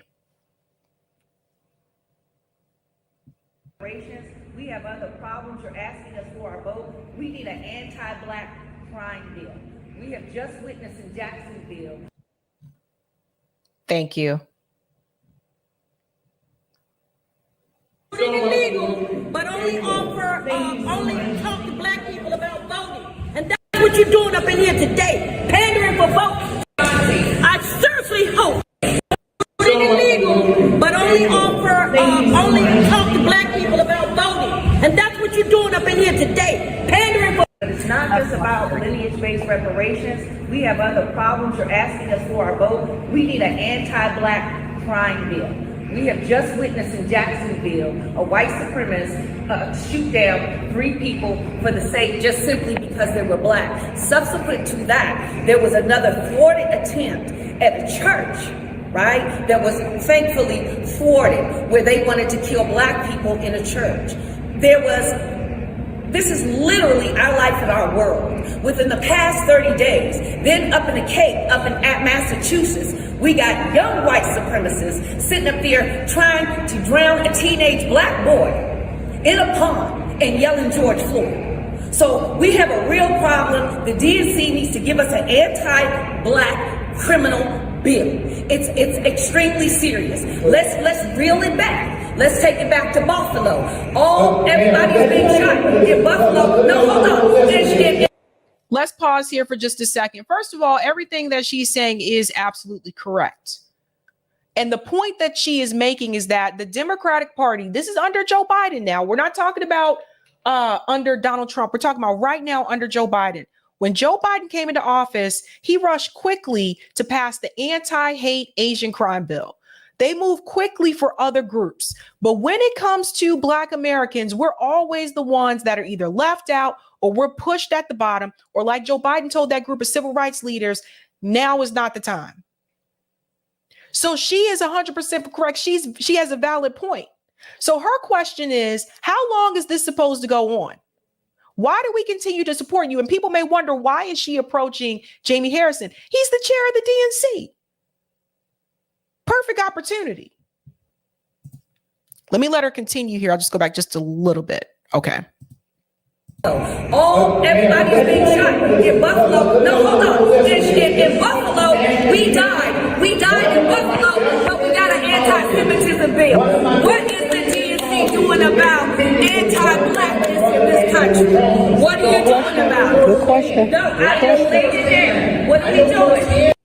She talked about the shooting that happened in Buffalo, and she said Black people were killed in Buffalo. It was a hate crime, but the response was to issue an anti-Semitism bill. So the point again that she's making is that when it comes to the plight of Black Americans in this country, it doesn't matter if the president's Republican or Democrat, we are still left out. What has Joe Biden done? And this is part of the reason why, like I said before, he is losing the support of African Americans in this country. Let me let her continue. We need to do something about lineage-based reparations. If we need to do something about anti-Black crime, you are the DNC. You have the power of the DNC. We don't see it. Joe Biden said that he had our back, but what we're seeing is that he's stabbing us in the back. Thank you. Respectfully. Respectfully disagree with you too. I respect you. Well, you need to respectfully go to the drawing board. Look at the current events. Look at what's going down in the national media. We're getting killed. Well, and listen, man, they're drowning. I know that. The Cape 2 weeks ago, you want to drown a teenager in a white supremacist, a young one too. They're being breeded. You want to get them drowned for everybody's trying to act like anti-Blackness doesn't exist. And on top of that, right here on this university, the Freedmen Center, we're talking about the Freedmen. We're talking about the descendants of U.S. chattel slavery, known as Freedmen and the Negro. When is the DNC going to do something for the Negro? We need our... Very good points. Very good points. Well, to all of these students up in here, You're sitting on your hands, literally, and then you're going to be disrespectful and walk off the stage. But you won our vote. Sir, we've been voting for 60 fucking years, and we haven't gotten a damn thing from you. So I don't know if you guys saw what happened there, but there's Jamie Harrison right there. So when he was pressed with this question, he decided to walk off the stage because at the end of the day, yes, Jamie Harrison is one of those people that you refer to as black faces in high places. Yes, he's black. He's chair of the DNC. He can look at you and say, look, I'm fighting for you. I'm one of you, but he's not. The thing is, Jimmy Harrison is the chair of the DNC because they know he will follow the status quo. They know he's not really going to do. You think they would let someone be chair of the DNC that's actually going to fight for black people? No. That's why they put him in there. Him, Clarence Thomas, both of them. And again, South Carolina, I know him and Clarence Thomas, they in the same boat. That's why they promote those people. And you don't get there just by doing a good job. So he's walking off the stage. He can't take it. Joe Biden or Kamala Harris. We haven't gotten anything. Sir, what?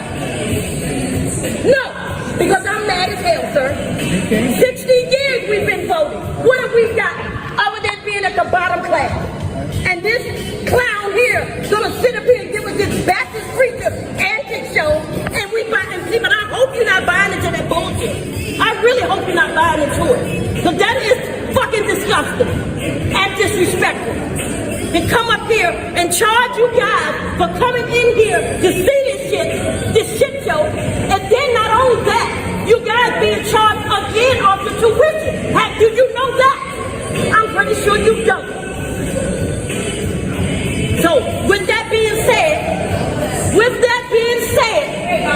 I seriously hope that you guys don't go to the poll and vote for no more of these fuckers that's sitting in office ain't doing a damn thing for us. I told you guys. It's what I've been telling you. I say the same thing. People are like, that's stupid. That's foolish. Then the Republicans are going to win. Democratic Party isn't doing anything for you. Now, also notice there weren't many people in that room. So I guess not that many people were excited about listening to Jamie Harrison. But Joe Biden was actually pressed about this question. Why should black voters choose him? This was in the ABC town hall. I want to remind you what he said. And he starts offline. From Cedric Humphrey. He's a student from Harrisburg, Pennsylvania, progressive Democrat.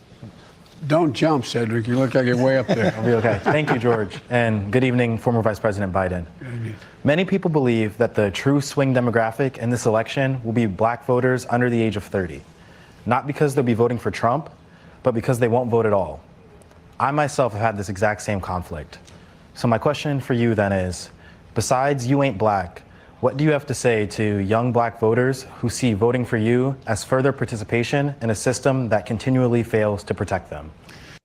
Again, I want to point out these people are picked or handpicked from the audience. Their questions have already been selected. They already know they're going to be called on. So just FYI, listen to what Joe Biden says. Well, I say, first of all, as my buddy John Lewis said, it's a sacred opportunity and right to vote. You can make a difference. If young black women and men vote, you can determine the outcome of this election. Not a joke. You can do. What sense does that make, what he just said there? If young black women and men come out to vote, you can determine the result of this election. Well, duh, that's because the Democratic Party cannot win without the black vote. Why are you telling this young man this? Why are you telling him so? He already know this. What kind of response is that? It gets worse. Listen to this. Do that. And the next question is, am I worthy of your vote? Can I earn your vote? And the answer is, there's two things I think that I care, and I've demonstrated I care about my whole career. One is, in addition to dealing with a criminal justice system to make it fair and make it more decent, we have to be able to put black Americans in a position to be able to gain wealth. The first example that Joe Biden chooses to mention is the criminal justice system in his record. Horrible example. He leads into that with, we have to make it so that black people can generate more wealth. I don't think bragging about your record in reference to criminal justice is going to make Black people want to come out and support you, considering the fact that you co-wrote the crime bills, which targeted Black men in this country. What a mess. Generate wealth. And so you look at what that entails. It entails everything from early education. That's why I'm supporting making sure that we in Title I schools, as you know, schools with the least tax base to be able to support their schools. I increased the funding for them from 15 to $45 billion. That allows every teacher in that school to make up to $60,000. And the problem now is they're leaving the schools. They're not there. We're short about 1.5 million teachers, 1.25 million. Last time I checked, all these teachers are not making $60,000 a year. I know teachers making $35,000 a year, some less than that. It just... Quarter teachers. Number two, every 3 and 4 and 5-year-old will go to school, not daycare, school. And what all the great universities, including the one you've go to or went to, in fact, talks about in the last 8 years, what's happened. What happens when you let them go to school, they make up rapidly whatever shortcoming they had in terms of their education prior to that. They have not heard as many words spoken, et cetera, et cetera. What happens is that the studies show that 58% will increase by 58% their chance of going all through 12 years of school and going through successfully. We'll also provide for the ability to bring in social workers and school psychologists. We have one school psychologist in America now for every 1,507 kids. It should. These are individual components of a failed system. Notice there's no systemic changes. He's talking about the school districts. Obviously, this kid, they say he's a college student. Okay, so none of this, what he's saying means anything to this kid. None of it. He's not thinking about K through 12 right now. None of it. So the thing is that I really want to point out that I think is important is that when he talks about giving funding to the Title I schools, when we talk about funding for schools in this country, we cannot talk about this, particularly K through 12, without addressing the fact that schools that are in lower income areas receive less funding. They're underfunded. They're under-resourced because those schools are funded based on property taxes. Now, what is the correct response? If you are president or if you're running for president, how do you fix that? You take that ability to have property taxes fund these schools and you let the federal government fund those schools. That way, all the schools get equal funding and equal resources. Now, before you shout back at me and say, no, that would be a disaster, I want to let you know the federal government already does that. They do it with the Dodd schools. I went to a Dodd school, so I know the federal government paid for it. Do you think when I was in band, I had to pay for my instrument? No, they paid for it. It was free. When I was on the basketball team, I didn't have to pay for my uniform. I didn't have to pay for any of those things because the federal government paid for the schools, the Dodd schools, which are the schools that the military kids go to. So don't tell me the federal government can't do it. If they can do that, for those of us that had parents that were in the military, they can do it for every kid in this country. You shouldn't have to be, your parents shouldn't have to be a part of the military industrial complex for you to get that same type of opportunity. Be 1 to 500, not just in schools that are poor, but in all schools.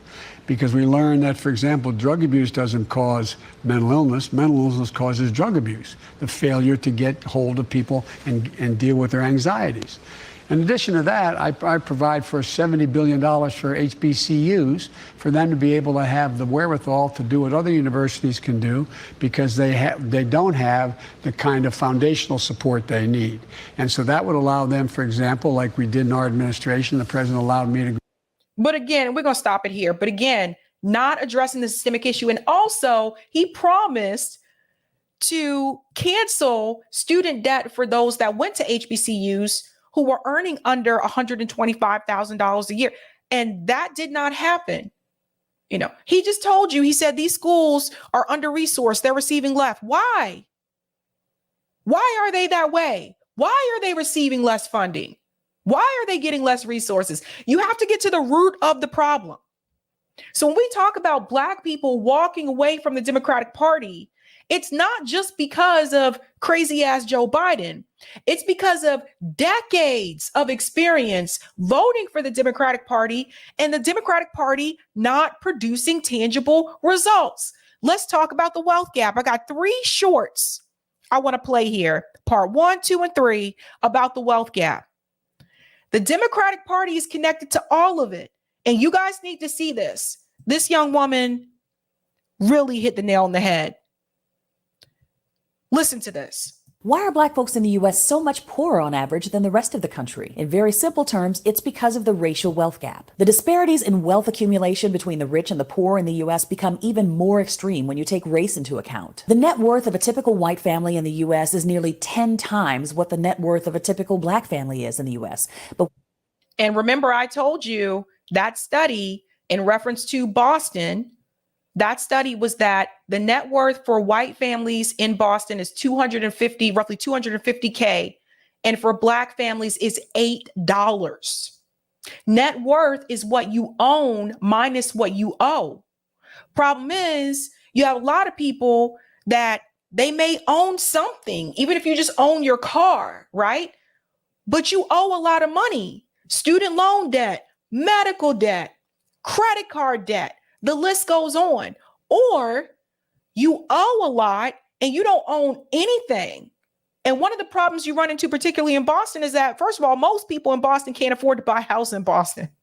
Okay, that's just keeping it real. But even when you go to the suburbs outside of Boston, again, most people, most Black families cannot afford to purchase homes in those suburban areas that surround Boston. So again, what is one of the biggest things in reference to wealth? Home ownership. That's important. Why is that? From the very founding of this country, the systems of government, corporate enterprise, and societal structures were designed to lock Black people out of any opportunities to accumulate wealth or pursue education as other groups did. We've only begun to acknowledge and address these disparities in the last 50 years or so, and we've still got a long way to go to right the wrongs of the past. After 240 years of slavery, where it was illegal for Black people to be educated, you had another 60 years of legal segregation with Jim Crow laws, which I talked about in an earlier series. And it wasn't that long ago. Both my parents were born into the Jim Crow era. In the next video, I'm going to talk about banking and housing discrimination, which greatly affects generational wealth. Why are Black folks... What she just said there at the end about integration and segregation, what's incredibly important to note, guys, I am the first person in my family to go to an integrated school. Let that sink in. My parents went to segregated schools. My grandparents went to segregated schools. My great-grandparents, et cetera, et cetera. My generation and all of my friends, all of us in the millennial group, you know, just kind of bobbing and weaving, all of our parents went to segregated schools. We were the first ones to go to integrated school. So let that sink in. So what that goes to show you is that, again, when we talk about the growth that this country has had, remember, these changes weren't that long ago. Civil rights movement was not that long ago. So these are things that we have to keep in mind. I think I just scrolled past oh, here we go. Now let's go to part 2, because she's going to talk about the housing issue. Oh, plays up there. I'm sitting in the bar. Why haven't Black folks in the U.S. been able to accumulate wealth at the rate that other groups have? Through much of the 20th century, Black folks who attempted to purchase a home were systematically denied bank loans through a practice called redlining. Redlining started in the 1930s in the U.S. Bank lenders would color code neighborhoods according to their perceived risk. Poorer areas that were predominantly Black or Latino were colored red, meaning banks would not lend to anyone in those neighborhoods. The federal government's Homeowners Loan Corporation created these maps along with real estate agents and banks. This practice went on until 1968, until until it was technically outlawed by the Fair Housing Act. The Community Reinvestment Act in 1977 helped too, but there are many indications that housing discrimination is alive and well today. It's estimated that many Black families have lost out on $212,000 in increased property values over the last 40 years because their home is in a formerly redlined area. In part 3, I'll talk about how federal housing segregation policies legally prevented Black people from buying homes in the suburbs. Why haven't Black... Okay, that part right there is very important. Again, keep in mind, Democratic Party all through the way. So when people talk about FDR's New Deal, they're like, we need an FDR, Democrat. People don't tell you the full story about the New Deal and FDR. And people don't tell you that Black families were left out of a lot of those policies when you talk about the New Deal. A lot of people aren't telling you that, especially when it comes to the redlining. Let's continue. This is part 3. Why is the inner city filled with so many Black people as white folks flock to the suburbs? Generational wealth building is directly tied to home ownership. For decades, Black people were largely shut out of that system. In the 1930s, under Franklin Roosevelt's New Deal, the newly created Federal Housing Authority gave money to builders who mass-produced homes in the suburbs. The federal government stipulated that none of those homes could be sold to Black buyers. This was federal policy. So for white folks, you had subsidized housing in the suburbs. For Black folks, you had subsidized housing projects in the inner city. Home ownership in white families increased exponentially after World War II through the GI Bill. Many Black vets were systematically shut out of that process too. You can see how this sets up a feedback loop. If your parents and grandparents weren't able to accumulate any wealth through home ownership, not only do they have nothing to pass down to you, but you're more likely to deplete your resources by taking care of them in their old age. And you're less likely to have any accumulated wealth to pass down to your children. In 2021, only 44% of Black families are homeowners versus 73% of white families. Why is the inner city filled with so many Black people? So think about that, people. And all these years, so let's think about it. We went away from the revolutionary leaders, and the Black community said the best thing to do is to vote for the Democratic Party. Now, some of that started in the Black church. I'm just going to keep it real, because a lot of these politicians, they have connections within the Black church. They have connections within the fraternity, the Greek life, right? So that's where a lot of this comes from. And the thing is like when we went away from that revolutionary way of thinking and following along with these politicians and voting for politicians in the Democratic Party, thinking that they were going to actually implement some type of change, that has been happening for decades and nothing has improved. The ghettos are still ghettos, and the ghettos that are no longer ghettos are gentrified neighborhoods. So the poverty issue, particularly in the Black community in this country, it's worse. And what people have to understand, I said before, when you look at the economy, when you look at Black wealth, it was better for Black people. This is back in under Reconstruction. It was better for Black people then than it is today. These are big problems. And what we have seen over time is that the Democratic Party would always come out and say, vote for us or else you're going to get the scary Republicans and you're going to lose all your rights and your freedoms. But what they don't say is that, don't vote for us, because we may not take away all your rights and your freedoms, but we're also going to keep you at the bottom where you are. And we're not going to help you economically. In fact, we're going to help every other group but you. They work hand in hand. They work together. Democrat, Republican, they both have corporate interest. They don't have our interest.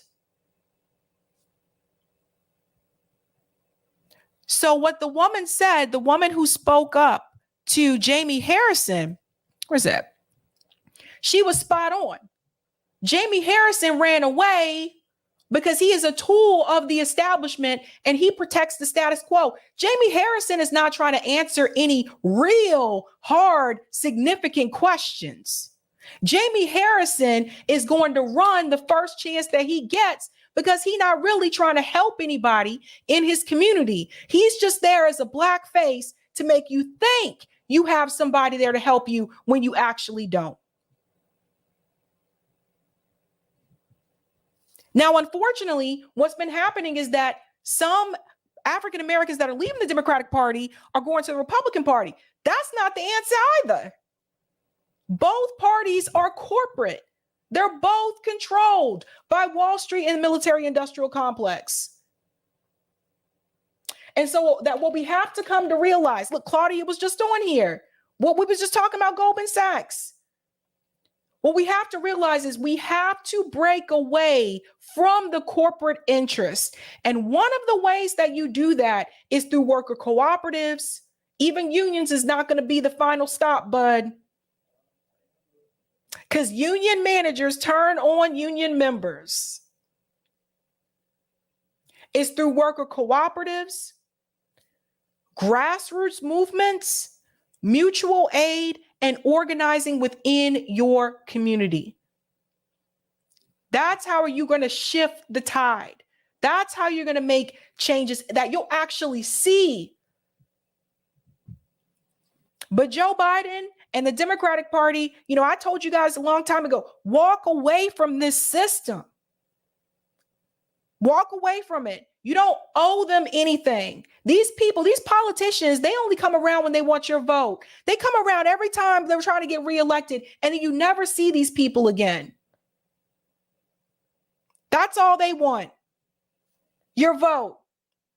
And every time you reelect them, you're just enriching them more. The longer they're there, particularly the congressmen and the senators, the longer they're there, the more chances they have of getting a book deal. Their pension will increase. And these people will have multiple homes, and you still living in a one-bedroom apartment that you're sharing with two other people. That's not right. Think about it. Think about it, folks. I'll take the Rumble rant, Eric. Thank you. Woohoo! Shout out to IBCat1 for the Rumble rant. Shout out to free speech lovers who came over to Rumble. Thank you. Whoop, whoop. Whoop, whoop. All right. Let's go ahead to some of the comments, and then we're going to go to our final story. Don't I have one more story? Don't I have one more story, Eric? No? Maybe. Let me see. All right. Thank you for the super chat, Cool Blue. In 2008 and 2020, Democratic presidential pickups for Barack Obama and Joe Biden. Blacks gave Obama 12% of his 53% and Biden 11% of his 51% in the U.S. popular vote. Democrats cannot win without blacks. No, they really can't. Thank you, Roger. There you go again for getting Gen X. We were integrated in the 70s. I'm sorry, Roger. I don't know Gen X people. Like, okay, maybe you. Sorry. I really don't. I'm sorry. Thank you, Marvin. Take PAC, lobbyists, think tank, etc. out of politics. Exactly. All these special interest DC groups. And thank you, Roger. Don't forget to organize around CBIs too, Sabby. Correct. That's right. Don't forget ballot initiatives as well. And I'll take the comment on Rockfin. Oh, yeah, we got the AOC story. Yeah, I forgot about that. Thank you so much for the tip on Rockfin, Roger. Just got to more Uber customers to subscribe to Sab. They were heavily entertained by your RNC debate coverage. Let's find those two sisters and interview them. Thank you so much for that. Yeah, I know. I had to find her. I think someone said there was a way to find.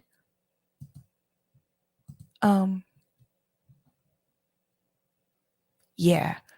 Oh, no, that's not right. 1 second, guys. That's not the right clip.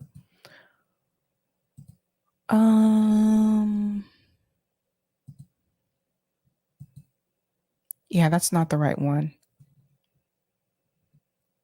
That's my bad, Eric. This is the right one. Yep, that's the one. Okay.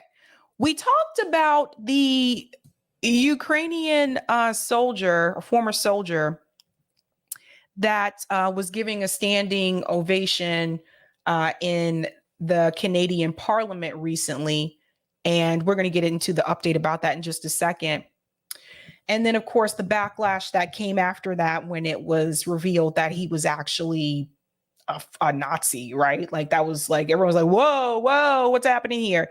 Well, the gray zone actually confronted AOC about this recently to get her opinion. How did she feel about that?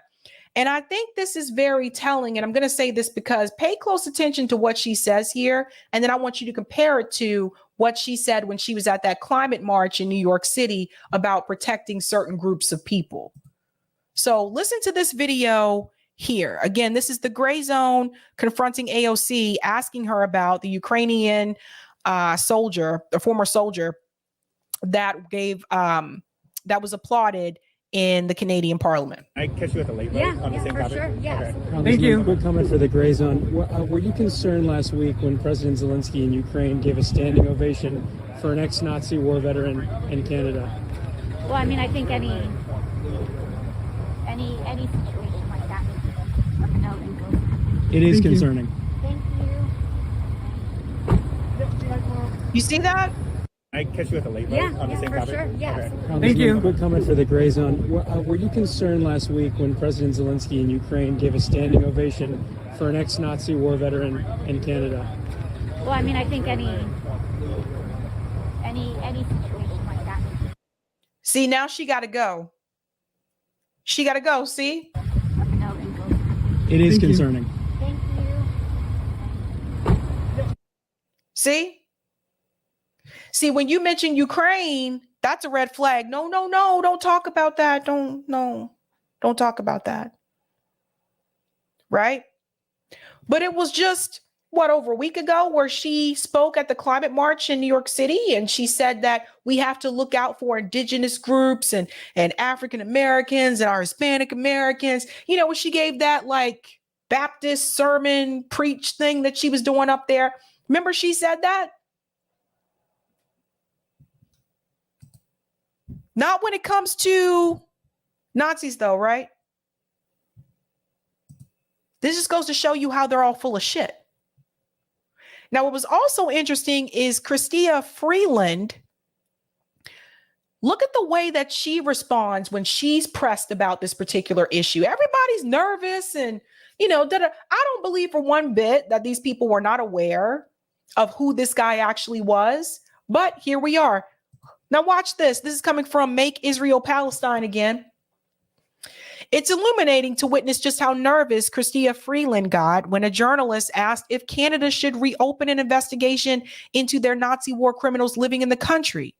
She's nervous because a real investigation would impact her family and the UCC. Watch this and pay attention to her hands. There are calls by B'nai B'rith to reopen a report by the Deschênes Commission so that Canadians can know how many veterans who fought with the Nazis are here in our country. Will the government do so? And what is your response to that? You see the hand movements? Nervous? I think, let me just start by reiterating, and I don't think it can be said too many times, how hurtful for so many people in Canada and around the world what happened was and has been and continues to be.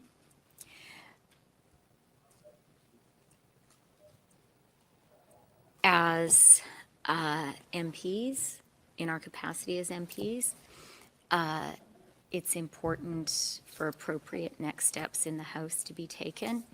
And I think that is our immediate focus. Very nervous. You see the clasping of the hands, the constant, what do people, have you ever seen people squeeze their hands before? Have you guys ever seen people do when they squeeze their, usually it's not a positive thing. If you're squeezing something, right? That means there's some type of stress or tension that is present. So pay attention to that. And as a government, we're going to be very thoughtful about any further steps that need to be taken. Mm-hmm. Now look at the hands again, because I want to show you something right here. See, look at the hands, right? Have you guys ever seen those stress balls? Right? So my teacher used to have these in class. They're little balls and you're supposed to squeeze them. It's supposed to like relieve the stress and stuff like that. So technically what they would say is like squeezing, right? That's supposed to relieve something, right? If you take your hands, you pick up something, you squeeze it, that's supposed to release like some type of tension or stress.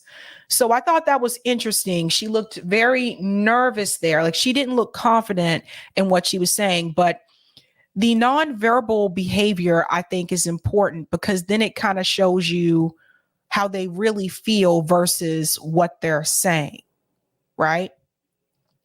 Now, the Speaker of the Canadian Parliament actually did resign.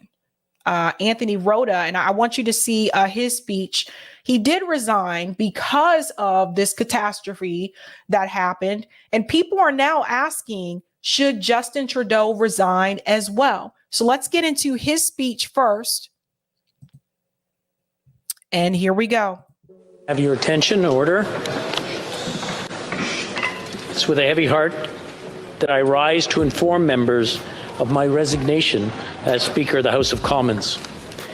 It has been my greatest honour as a parliamentarian to have been elected by you, my peers, to serve as the Speaker of the House of Commons for the 43rd and 44th Parliament. I have acted as your humble servant of this House, carrying out the important responsibilities of this position to the very best of my abilities.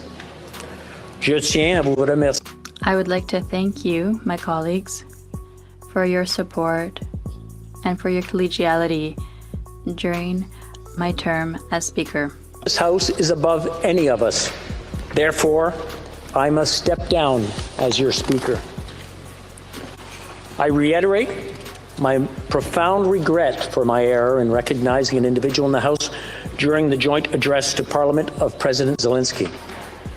That public recognition has caused pain to individuals and communities, including the Jewish community in Canada and around the world, in addition to survivors of Nazi atrocities in Poland, among other nations.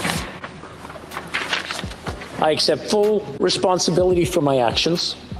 My resignation is effective at the end of the sitting day tomorrow, Wednesday, September 27th, to allow preparations for the election of a new Speaker. Until that time, the Deputy Speakers will chair the House proceedings. Thank you. Merci.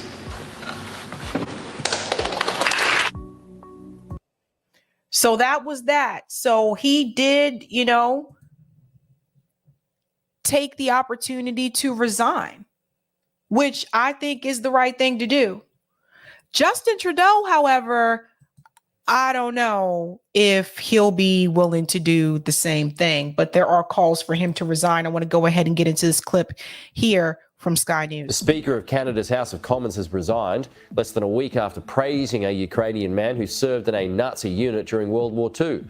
Anthony Rota praised Yaroslav Hunka as a hero last week while recognising a number of Ukrainian Canadians.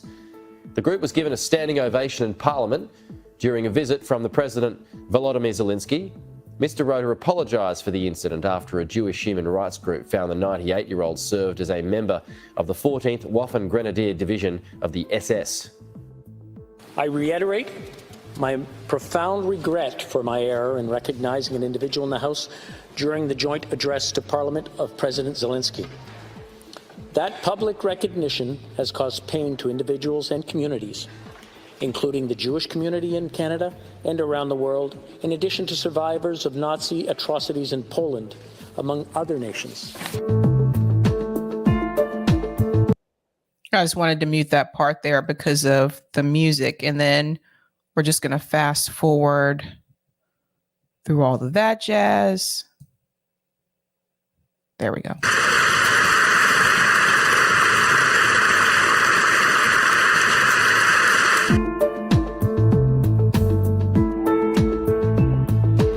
So he took full responsibility there.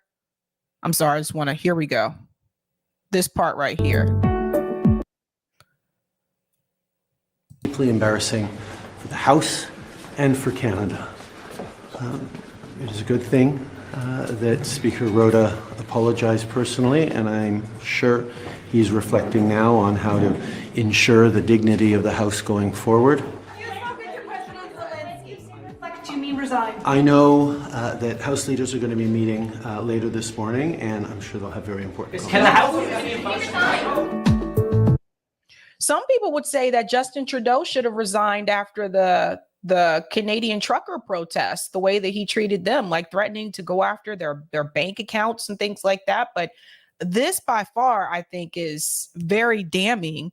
And then there's this piece here. Social media users on X, however, accused Trudeau of allowing Speaker Rota to take the fall for what they suggest was his responsibility. Remember, it is Justin Trudeau's office that is supposed to vet and approve those guests. So this isn't something I think he should just sit there and just wash his hands clean of it. I think he's just as responsible. And I think there should be some type of accountability for Justin Trudeau as well.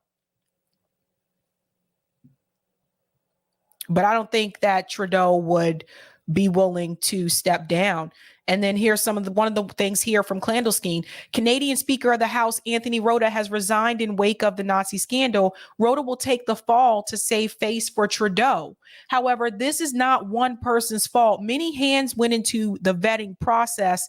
This was not an accident. And that's something a lot of people see. It's like, dude, come on. You mean to tell me this passed through this many hands and nobody picked up on this? So there are a couple of people. Casey here said, my 2 cents on the resignation of House of Commons Speaker, Canada's reputation at stake. The House of Commons Speaker, Anthony Rota, resigns. I'm still waiting for the media and political pundits to be serious to call for the resignation of the Prime Minister. And that's Trudeau. But I think he has too much pride to resign, which is telling within itself. Now, oopsie, Swan goes on to say, Rota's resignation, while warranted, reeks of political maneuvering. He's thrown under the bus to deflect from Trudeau's responsibility. Leadership, ? More like convenient scapegoating. The entire vetting process is flawed, not just one man's decision. True accountability must start at the top. Well said, Big Papa Swan. Big Papa Swan. It comes after Canadian opposition leader Pierre Poilievre called for Trudeau's apology on Sunday and held him responsible for the incident. So let's all remember, he was pushed to apologize. It's not like Trudeau just said, oh, this is messed up, I'm gonna go out there and apologize. He was pushed to do so.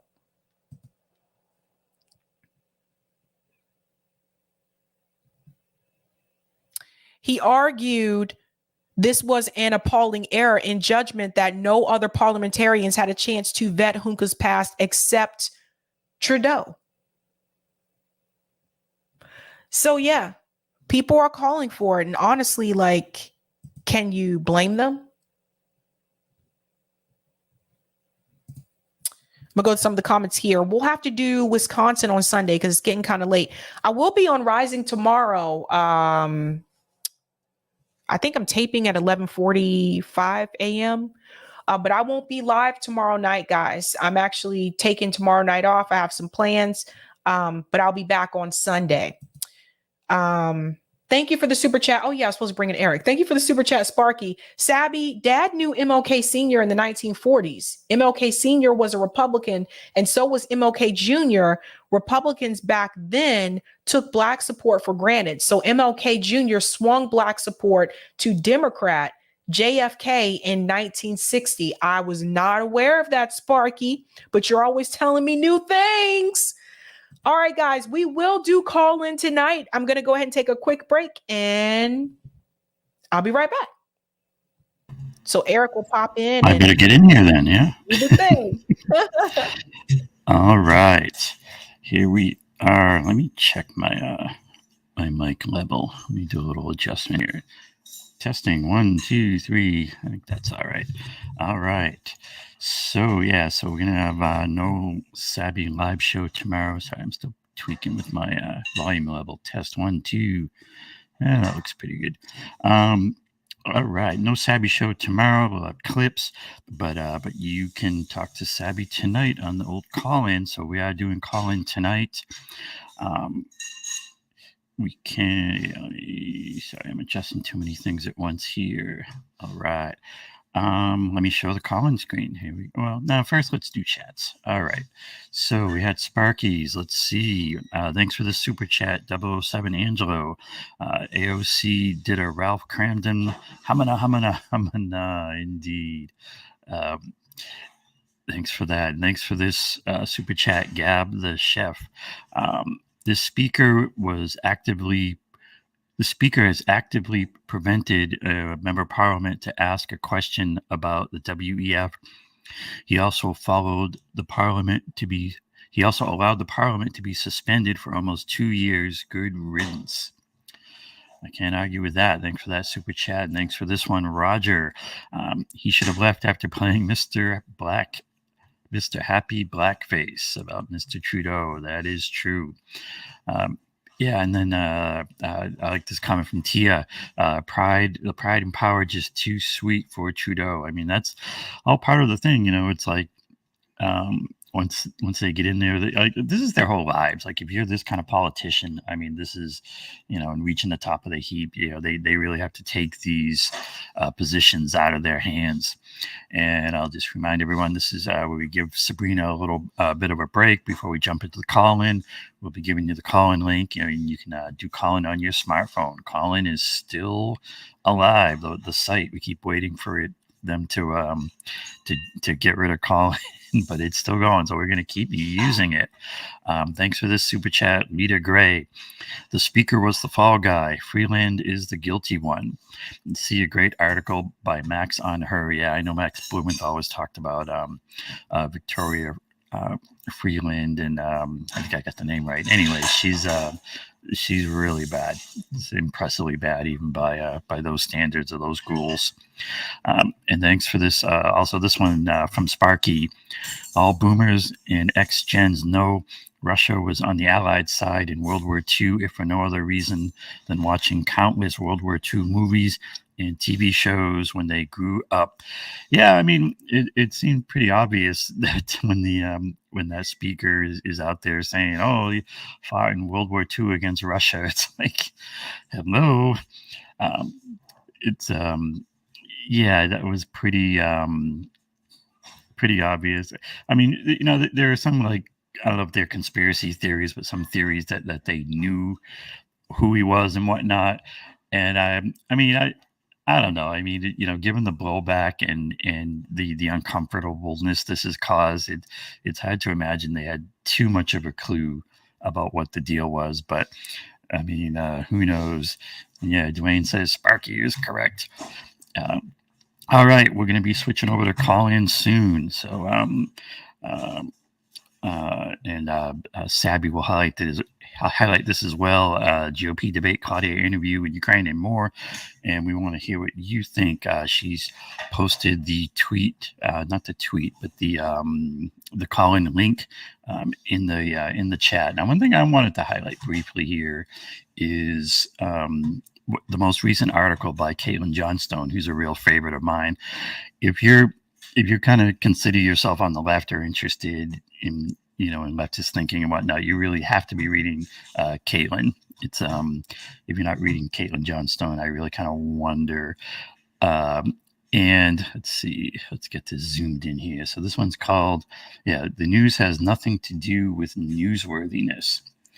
And she says here, she starts off saying that she doesn't talk about it much, but she actually went to journalism school and got a degree in journalism. And then she talks about She says, one of the lessons I think about a lot came at the beginning of my first internship at Channel 10 Eyewitness News. And she was saying she was watching the editor put the stories together. And she's saying, I noticed that the stories that Channel 10 would cover were almost exactly the same ones that would be covered by Channel 7 and Channel 9, usually even in the same order. And she asked the news editor about that, and he laughed and he said, well, I guess it's just what you call news sense. And she said even back then, she had a hard time believing that all the news editors had some magical sense that caused them to know which stories were newsworthy and which should be covered. And then Caitlin writes, since that time, she's learned about groupthink and about how the groupthink in the mainstream press tends to have people's minds working on their minds according, and those have made careers there. And what it turns into is the fact that journalists who either don't know or don't care to dance to the agenda-setting task of the plutocratic media don't find themselves promoted to news editors. So anyway, in other words, she's saying that the ones that know what to say and say the right things and don't do stories that like talk about wealth inequality or problems with the billionaires, if you avoid those things, you get promoted. If you do talk about those things, well, you don't get hired in the first place, or you don't get promoted. And then she talked about this famous exchange between Noam Chomsky and Andrew Marr, where they're saying, they're kind of talking about, okay, I'll read it off. In a contentious 1996 discussion between Chomsky and Marr, Chomsky described a quote-unquote filtering system that, quote, selects for obedience and subordination, which determines who gets to the top of the most influential platforms. And he derided the false image that mainstream journalists have of themselves as being a crusading profession who are adversarial. And then Marr objected, well, how can you know that I'm self-serving? How can you know that journalists are doing that? And Chomsky said, I'm not saying you're self-serving. I'm sure you believe everything you're saying. But what I'm saying is if you believe something different, you wouldn't be sitting where you're sitting. Yep. And to me, that always like really captured it. And then Caitlin, you can read the article yourself, but she talks about what she does and how she found her own lane in her own space in journalism, and not and doesn't toe the corporate line, and so she doesn't get into mainstream media, right? All right. Yeah, it's true. Caitlin's awesome, you guys. Like, she's one of the journalists I think that is, underrated, actually. She's certainly not going to be promoted by the algorithm, or she's not going to be mentioned on mainstream news and whatnot. She doesn't do appearances anymore. She did years ago. Nope. And I kind of wish she would come on these shows once in a while. That would be pretty awesome. She's got an open invitation, right? I tried to get her on, but she says she's not doing appearances. But she follow her work, definitely. She has really good work. Now we transition to call in, and I'll see you all in there. Yes, we do. Episode 127, GOP debate, Claudia interview, Ukraine, and more. A lot went down this week. Let's discuss. So let's not wait any further. The link is pinned to the top of the chat. So join me over there on call in. Remember, I'm not live tomorrow night. I'll just post clips. You'll see me again on Sunday. And then on Tuesday night, I'll be covering the Peace in Ukraine rally in DC on the ground. So I hope to see you all then. And if you're there in the area, I hope you're going to attend. But other than that, guys, see you on call in. Have a good night. Keep up the fight.